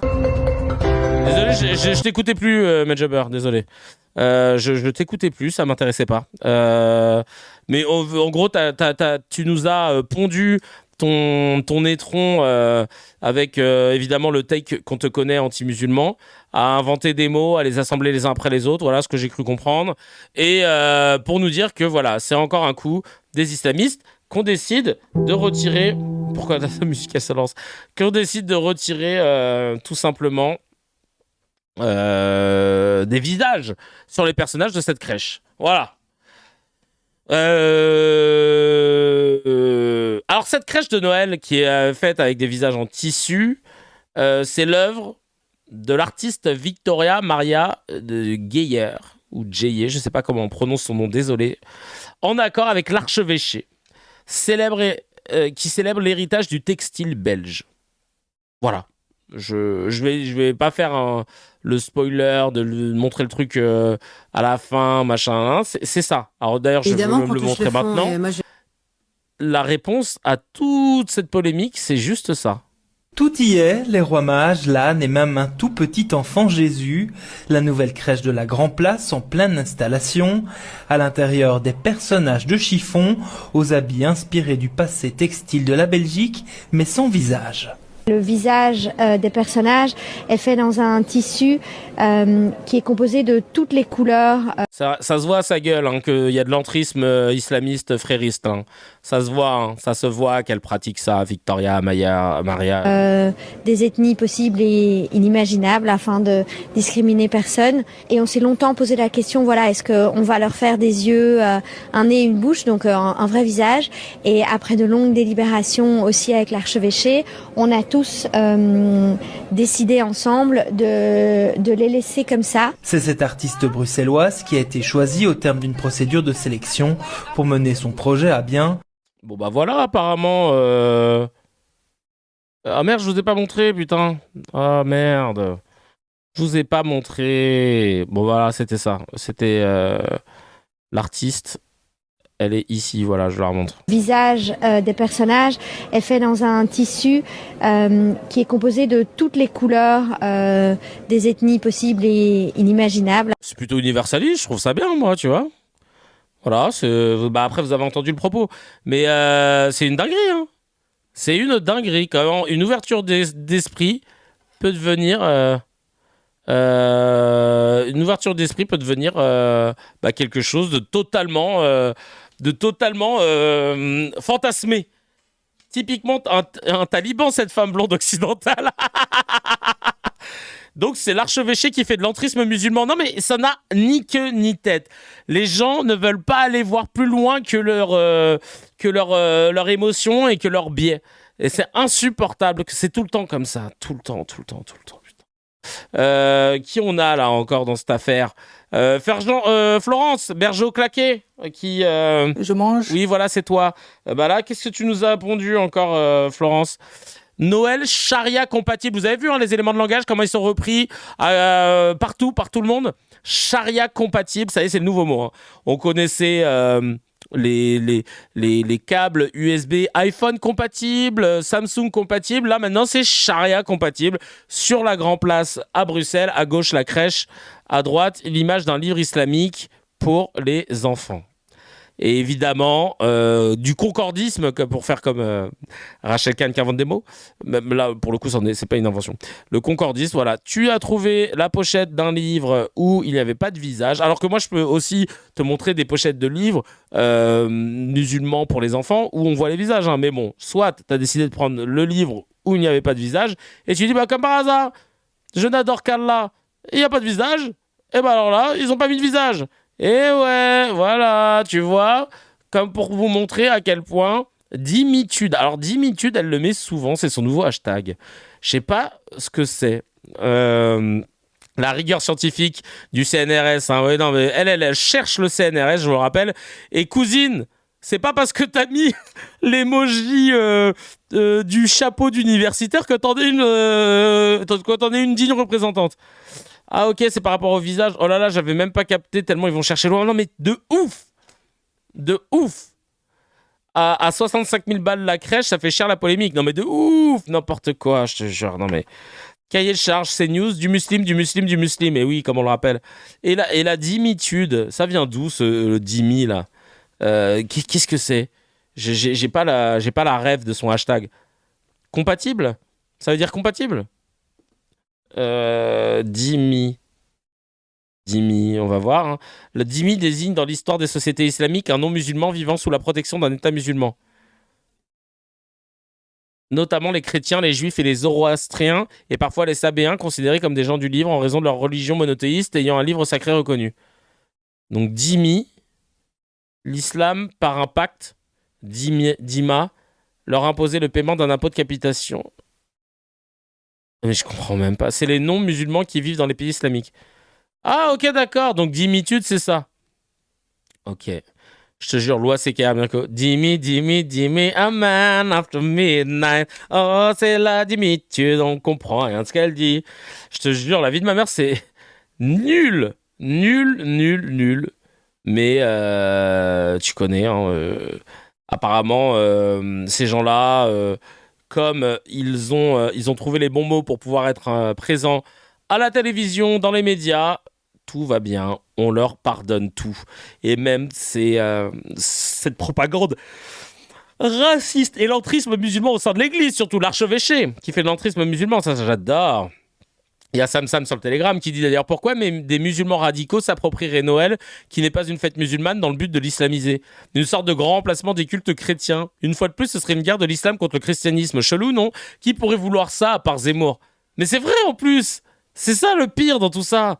C'est que ça n'a aucun sens. Je le rappelle, l'explication elle est claire. Ils se sont dit tiens, on va mettre en avant les tissus, le textile. Et comme c'est un damier de plein de couleurs différentes, et ben comme ça, tout le monde peut s'y retrouver. C'est juste ça. Ah bah ça y est, l'islamisme. À la rigueur, tu peux me dire ça fait wokiste de se dire que tu veux faire de la surinclusivité pour que tout le monde s'y retrouve. Et je trouve ça génial, en fait. Et non. Ils ont décidé de partir sur... Désolé, j'ai bu une petite lampée de whisky. Mais ils ont décidé de partir sur ça. Mais c'est d'un ridicule. Et là, le petit reportage, bon, je vous l'ai déjà montré, hein, c'est un média belge qui l'a fait, évidemment, je vous le remontre hein, pour celles et ceux qui débarquent en cours de route. Tout y est, les rois mages, l'âne et même un tout petit enfant Jésus, la nouvelle crèche de la Grand Place en pleine installation, à l'intérieur des personnages de chiffon, aux habits inspirés du passé textile de la Belgique, mais sans visage. Le visage des L'entrisme, là. Regardez-moi cette islamiste. Regardez-la bien. personnages est fait dans un tissu C'est une sœur musulmane, ça se voit, ça. qui est composé de toutes les couleurs des ethnies possibles et inimaginables afin de discriminer personne. Bah voilà, je trouve ça cool. Et on s'est longtemps posé la question, voilà, est-ce qu'on va leur faire des yeux, un nez, une bouche, donc un vrai visage. Et après de longues délibérations aussi avec l'archevêché, on a tous... L'archevêché qui pratique la taqiya, hein, il est musulman, mais il s'est passé pour un archevêque. Décidé ensemble de les laisser comme ça. C'est cet artiste. Voilà, bref. Franchement, la polémique, elle aurait dû s'arrêter là. Hein. Mais eux, ils ont décidé de la prolonger non-stop. Il y a un autre média belge qui s'appelle La Libre, qui dit... La ville de Bruxelles opte pour une crèche de Noël en tissu et sans visage, un mélange inclusif pour que tout le monde s'y retrouve. Et ils trouvent ça bien. Enfin, c'est pour ça que j'adore les Belges. Ils sont basés là-dessus. L'archevêché de Daesh, faut le savoir.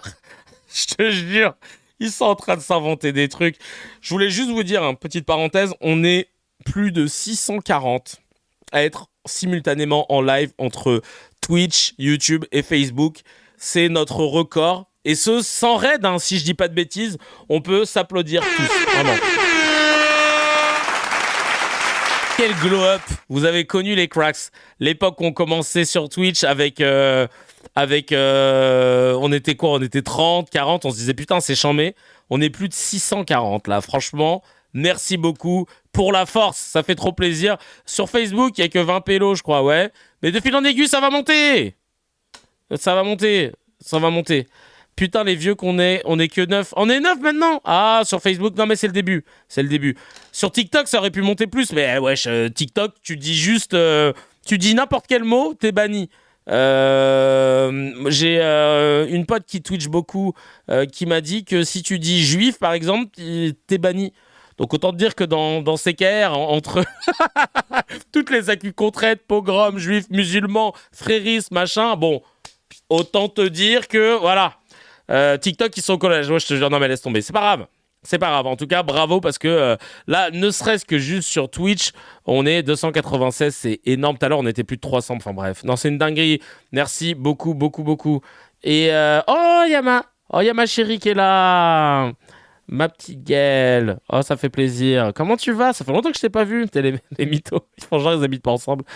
Alors, je précise que c'est ma chérie, parce que je sais qu'il y a une personne dont je tairai le nom qui est venue me voir pour me dire « J'ai eu un crush sur Gaëlle qui travaille avec toi. Tu penses qu'il y aurait moyen de faire connaissance avec elle ?» Je lui dis « Ah, je te comprends, mais malheureusement, ça fait plus de 2 ans qu'on est ensemble. » Il était gêné. Même moi, j'étais gêné. On était tous gênés. Mais écoute, ma foi. Je peux la comprendre, mais il n'y a qu'un chanceux, malheureusement. Et il est devant vous avec une casquette avec un M sur imprimé, même pas brodé. Le mec, il est passé par WAM, il s'est dit « Ah, je vais pouvoir directement aller à la source. » Normalement, lui, ça se voit, il la connaît bien. Qu'est-ce qu'on a d'autre encore là, concernant après elle est fraîche, qu'est-ce que tu veux? Mais ouais, je suis obligé, je m'expose à ça à chaque jour qu'elle ait envie et qu'elle passe le seuil de cette porte. Je me dis aïe, elle va encore éblouir toute la rue et partout dans les alentours. Heureusement qu'elle prend majoritairement le vélo, parce que sinon laisse tomber. Vice qui nous dit je pense, en réalité je suis souvent là mais je commande pas souvent. C'est vrai, elle est toujours là, c'est vrai, elle est là en backup au cas où il y a un problème de son, mais comme on a glow up, ça va. C'est pas ta cousine? Ah oui, c'est vrai, Nafta, tu viens de déterrer un vrai bail quand à l'époque les gens pensaient que c'était ma cousine. Je sais plus qui avait dit ça, enfin pas les gens, une personne. Allez, on revient au sujet du voile, de la crèche sans visage. On a un 16 de Marlise. Alors là, Marlise, elle s'est lâchée. Elle nous a fait Alors, il y a Vice juste avant qui dit, je pense qu'il faut multiplier les constructions d'asile. Et là, Marlise a lancé un 16. Marlise, elle nous dit, je suis outrée des propos tenus ici. Attends, je vais mettre une petite ambiance. Je suis outrée des propos tenus ici. La loi est très claire. La France est un État laïque depuis 1905, ce qui signifie que l'État ne reconnaît aucune religion. Alors soit on célèbre toutes les fêtes religieuses sans aucune distinction, ni discrimination au sein des municipalités, soit on n'en fait aucune. La crèche de Noël est une tradition chrétienne, ce n'est pas une tradition laïque. Je suis pour la crèche dans les mairies, à condition que les autres fêtes religieuses soient exposées de la même manière en mairie. Aucun enfant de ce pays ne se plaint qu'il y ait une crèche nulle part. De la même manière, aucun enfant de ce pays ne se plaint qu'une femme porte un voile non plus. Alors arrêtez de nous casser les ovaires avec le voile. La France a une tradition chrétienne. Quand ça les arrange, les Français de souche pour Noël, Pâques, et une tradition laïque quand ça arrange également le voile, le ramadan. Ils parlent d'une religion qui fait de mal à personne depuis 500 ans et que le conservatisme n'est pas un problème. Eh bien, on va rafraîchir la mémoire à ce monsieur qui l'a bien courte. La mémoire, pour le reste, je n'irai pas vérifier. Il y a 450 ans, il y a eu un massacre, le massacre de la Saint-Barthélemy. Celui-là même qui a permis aux catholiques sous couvert de conservatisme, tiens donc, de massacrer les protestants. Un scandale a récemment été révélé au grand jour dans les églises. 330 000 mineurs ont été victimes de prêtres pédocriminels sur 30 ans depuis 1950. On estime entre 2900 et 3200 le nombre de prêtres ayant agressé sexuellement des enfants. Sur 70 ans, on parle de 115 000 prêtres pédocriminels. Il faut arrêter de dire que les blancs catho-français sont les gentils et les arabes musulmans les méchants. Ce narratif ne tient plus. Vous écœurez. Waouh. Alors, c'était en réponse, on peut l'applaudir. Hein. Marlise, elle a donné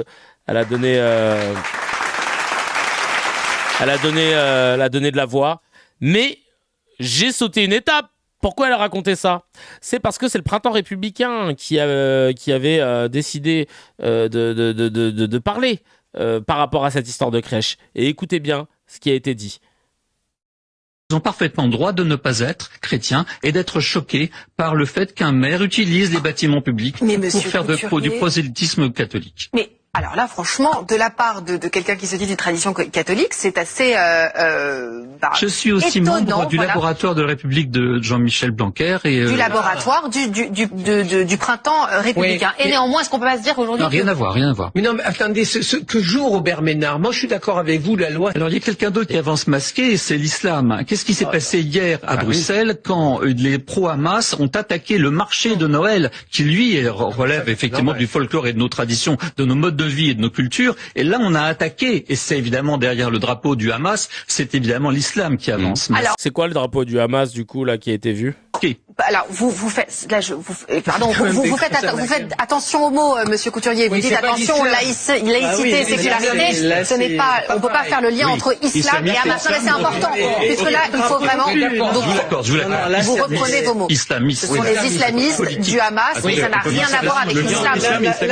Là on peut pas parler de ça. Non mais là parce que nous on n'a pas envie d'avoir une amende de l'Arcom. Mélangez ça avec les crèches de Noël. Revenons sur le débat sur les crèches de Noël. Oui, c'est plus simple. Ça ne règle aucun problème et personne ne vous attaque en retour. Ça c'est sûr. Elle est revenue, Nesrine Slaoui. Elle est revenue depuis le manquement où elle avait fait un contenu sponsorisé avec l'ONU pour parler de Gaza, mais sans parler de génocide, etc. Et de parler. Enfin bref, vous connaissez l'histoire.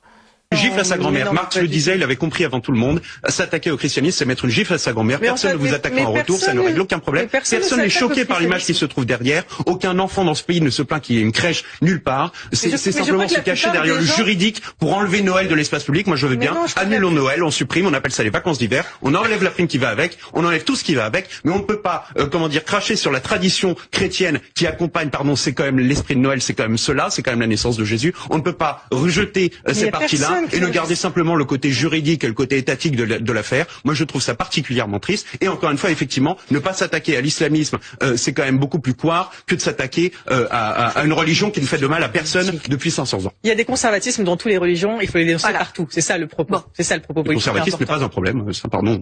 Mais monsieur, en un mot, monsieur. Si c'est pas un problème, pourquoi d'un coup, quand c'est concerne l'islam, ça va plus ? Et donc, je comprends mieux maintenant le message que j'ai lu, que j'aurais dû lire après avoir vu la vidéo. Non mais... Ces débats orientés là sont fatigants et le message de Marlise résume très très bien. Ils ont appelé l'immigré canadien préféré de CNews, Mathieu Bock-Côté, qu'on devrait boycotter. Oh, c'est pas boycotter, c'est boycotter. Et il explique sur la chaîne d'extrême droite française CNews que la crèche sans visage en Belgique serait une guerre contre Noël pour laisser place à un islamisme conquérant. On va regarder ça tout de suite. Évidemment, il nous a pondu un 16 dont il a le secret et qu'il doit bien garder ce secret pour pas condamner d'autres. D'une œuvre d'art propre au régime diversitaire. Alors, globalement, qu'est-ce qu'il y a ? On est devant, donc c'est Noël. Noël égale crèche de Noël. Mathieu Boy claqué aussi. Crèche de Noël égale traduction. Il faut rendre des personnages. Il y a une représentation des temps bibliques et ainsi de suite. Or, qu'est-ce qu'on voit? Vous l'avez dit, je pense qu'on peut voir l'image. Des personnages sans visage, des personnages, c'est comme des haillons rassemblés pour créer de manière artificielle un personnage. Or, pour quelle raison? Eh bien, on l'apprend dans les journaux belges. Je cite l'artiste Benoît, qui explique son œuvre, le fait de cette manière.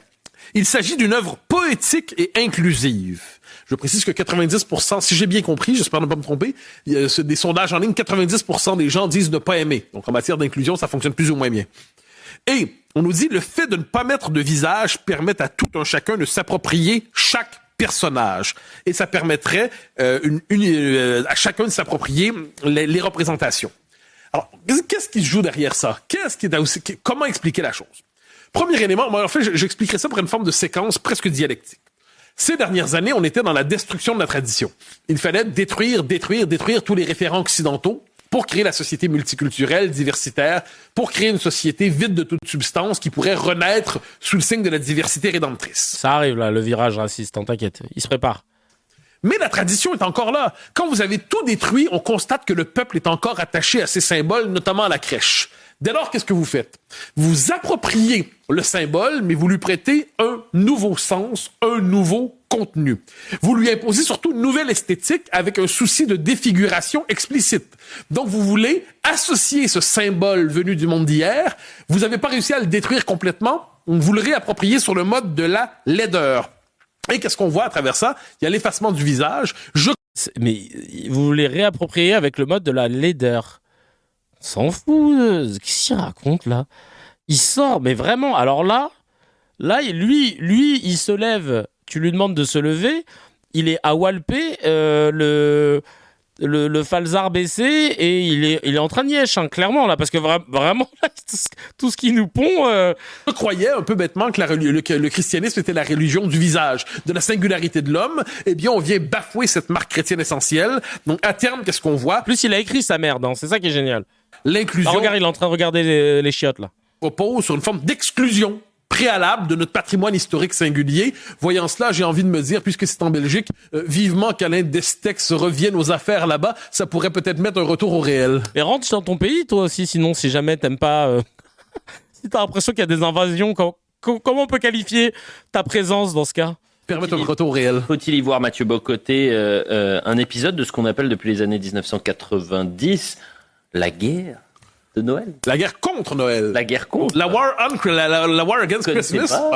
Aux États-Unis, c'est très important. Dans les années 90, c'est la guerre contre Noël. Donc, on constatait, à partir de la fin de l'année, on ne disait plus les fêtes de Noël, on disait les fêtes de fin d'année. On ne disait plus Pâques, on disait les fêtes du prêtre, en fait, la liste. Donc, la volonté de déchristianiser intégralement pour créer une société inclusive. La condition de l'inclusion, c'est la déconstruction de toute référence chrétienne et de toute référence occidentale. Mais à travers cela, il y a aussi tout simplement la volonté des temps présents d'évacuer jusqu'aux dernières traces de ce que nous étions. C'est l'obsession moderne de l'auto-engendrement, de l'homme nouveau, l'homme sans racines, l'homme sans mémoire, l'homme sans tradition, l'homme sans culture. Mais quand vous aurez tout détruit, quand on aura tout déconstruit, sachez qu'il y aura quelque chose pour prendre la place. Et on appelle ça l'islamisme conquérant. Peut-être est-ce pour cela qu'on a des poupées sans visage dans cette fausse crèche. Ah putain, l'islamisme conquérant, quoi.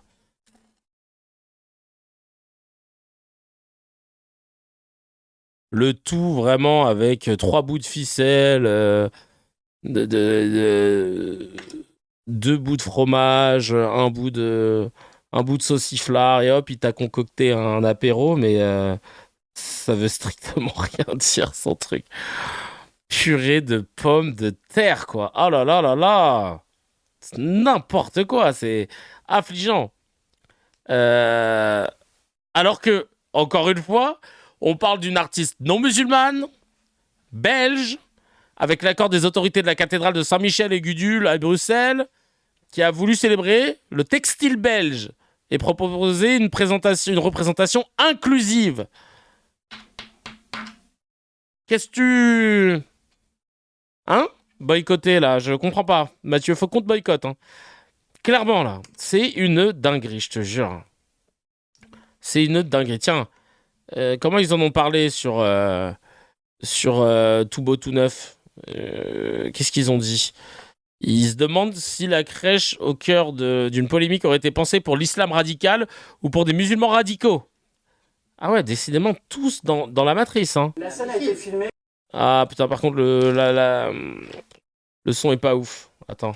La scène a été filmée. Non, parce qu'il y a un autre truc sur les crèches. Vous avez vu ce qu'il y avait? Il y a un autre truc. Tu peux nous dire ça? Alors, c'est sur ça que je voulais rebondir. Pour moi, c'est l'info. Pour moi, c'est l'info de la soirée. Sur la grande place de Bruxelles, il y a une crèche. Attention, on connaît l'histoire. J'avais envie de visiter. Oh non, les costumes, voilà. Vous êtes pour ça? Là, je suis pour. Oh, non, le modèle inclusif, je suis pour. Ça réconcilie tout le monde. Oui, j'ai envie de visiter. J'ai envie de visiter ça, toi. J'ai envie de visiter. Oui, La polémique, c'est pas ça. C'est qu'on sait que dans l'islam radical, on ne représente pas les visages. Et Oh là là là là là là.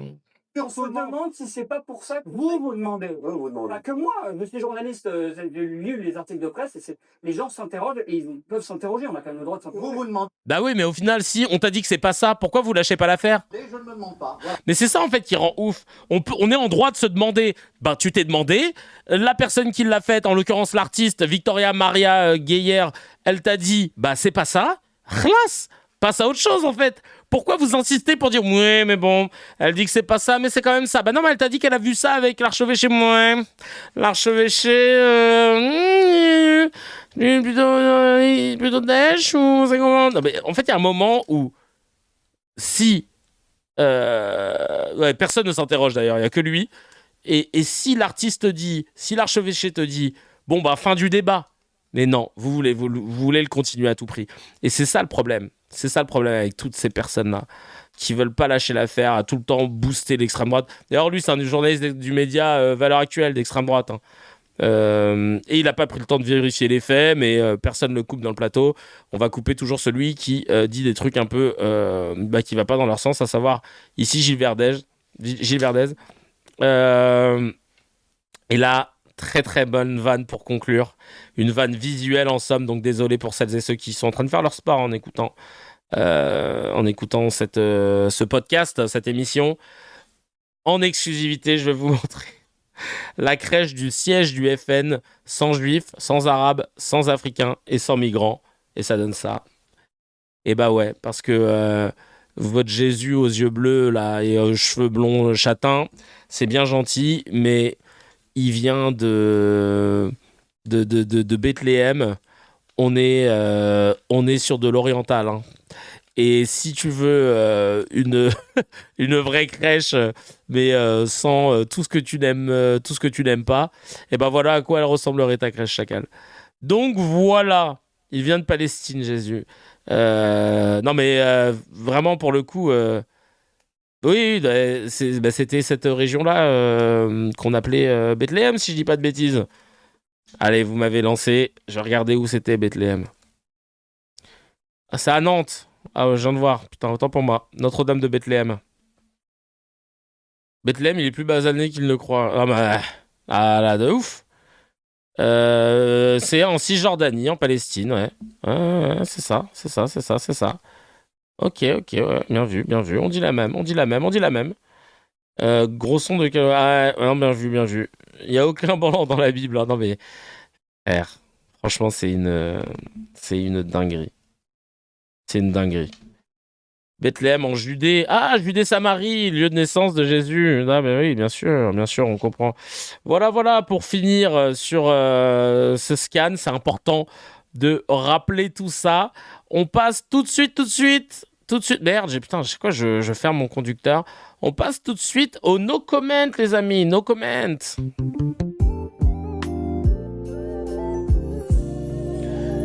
Vous connaissez les règles, je lis des news, vous n'avez pas le droit de les commenter, vous mettez que des emojis ou des gifs. Moi-même, je m'impose cette même règle, je n'ai pas le droit de commenter, d'accord ? Et parfois, c'est pas facile, même très souvent, c'est pas facile. Voilà, je sais qu'il y a des cracks qui nous découvrent sur Facebook, donc au moins, vous avez, vous aussi, la règle. C'est parti, on commence avec la première info. 3 agents de la police sont intervenus dans une cantine scolaire élémentaire d'Eure-et-Loir après que des enfants aient été jugés trop bruyants par l'équipe encadrante.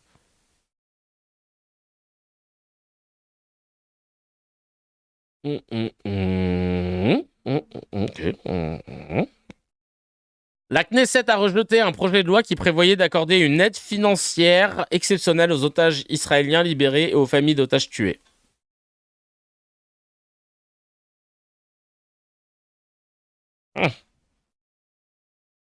Et enfin, la communication de l'État français aurait coûté 1 milliard d'euros en 2024. La communication de l'État français. 1 milliard d'euros en 2024.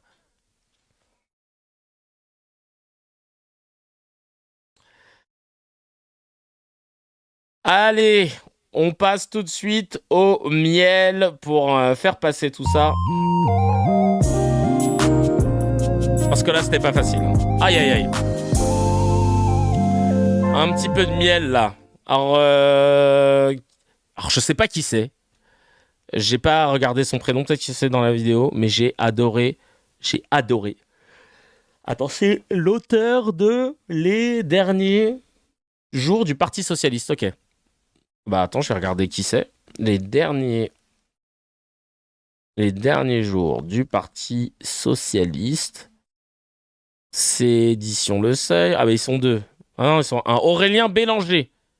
Ok, Aurélien Bélanger. Qu'est-ce qu'il fait dans la vie, Aurélien Bélanger? Vous le connaissez, vous, les cracks? Ça vous parle? C'est un philosophe, chroniqueur radio, philosophe de formation, auteur de 6 romans, écrivain français. Enfin, philosophe, j'ai toujours du mal. Hein. Ils sont bien en général, les Aurélien. Bah ouais, si tu le dis. C'est vrai que Saint-Toul, Aurélien Saint-Toul, on aime bien. Allez, on va regarder ce qu'il a dit. Il est passé chez Dany Arras, ok. Enfin, chez Zawa Prod maintenant, parce que le Dany n'est plus là. On écoute tout de suite Aurélien Bélanger, du coup. On a fabriqué cette idée que le bon français, pauvre, ouvrier, blanc, qui marche dans la rue, quand il voit des femmes voilées, il a l'impression qu'on lui vole son pays. Mais quelle idée saugrenue. Et en fait, on a fabriqué un problème musulman en France. La laïcité n'a jamais été l'invisibilisation de la religion. En 1905, on a chassé des congrégations religieuses, on a nationalisé les églises, mais on les a pas rasées. On a accepté le fait religieux. Les processions religieuses sont légales en France. La religion n'est pas cantonnée à la sphère privée. Et en fait, il y a des ultras de la laïcité qui voudraient que la religion soit cantonnée à la sphère privée. Et bizarrement, ça tombe sur l'islam. C'est femme voilée dans la rue, bof. Restaurant, boucherie halal, bof. Alors qu'en fait, on n'a jamais eu aucun problème avec le fait religieux. On dit juste que le fait religieux n'est pas central dans la vie politique. Et moi, j'accuse des gens de racisme, clairement, à trop stigmatiser strictement les musulmans, à fabriquer une islamophobie galopante en France, parce que c'est quand même devenu l'une des 3 ou 4 grandes passions nationales, voire la passion nationale exclusive. On a fabriqué quelque chose. Et en dernier lieu, c'est du racisme. Pourquoi? Parce qu'on fabrique une sorte de classement des civilisations, en fait. On dit juste que la civilisation chrétienne est supérieure à la civilisation musulmane, parce que nous, on est meilleurs en laïcité. Franchement, j'ai rien à ajouter. Il est basé comme au baseball et il a dit les termes en direct de la station thermale. Ça date d'il y a 1 an, c'est environ cette interview, mais elle fait du bien encore aujourd'hui. Donc merci 1000 fois, franchement, cette intervention. Cette intervention, elle fait plaisir. Écoutez, ma foi, c'est la fin de l'épisode. On se retrouve demain. À quelle heure? Attendez, je vais vous le dire. Parce que les horaires peuvent changer de temps en temps. Cette semaine, en fait, je vais être sur la tournée, donc voilà. Demain, même heure. Voilà, demain, même heure. Et d'ailleurs, demain, je vais enregistrer une émission aux médias. Je suis l'invité de Mourad Guichard, l'œil de Moumou. On lui fait un big up. Donc, trop hâte de pouvoir retrouver le média et surtout mon Moumou qui est au top. Et j'espère pouvoir revenir aussi avec tout un tas de bonnes nouvelles à vous annoncer concernant mon potentiel retour aux médias. On se tient au courant. Donc, on se dit à demain, 9h30, pareil. Et passez une très bonne journée. À très vite. Ciao, ciao, ciao.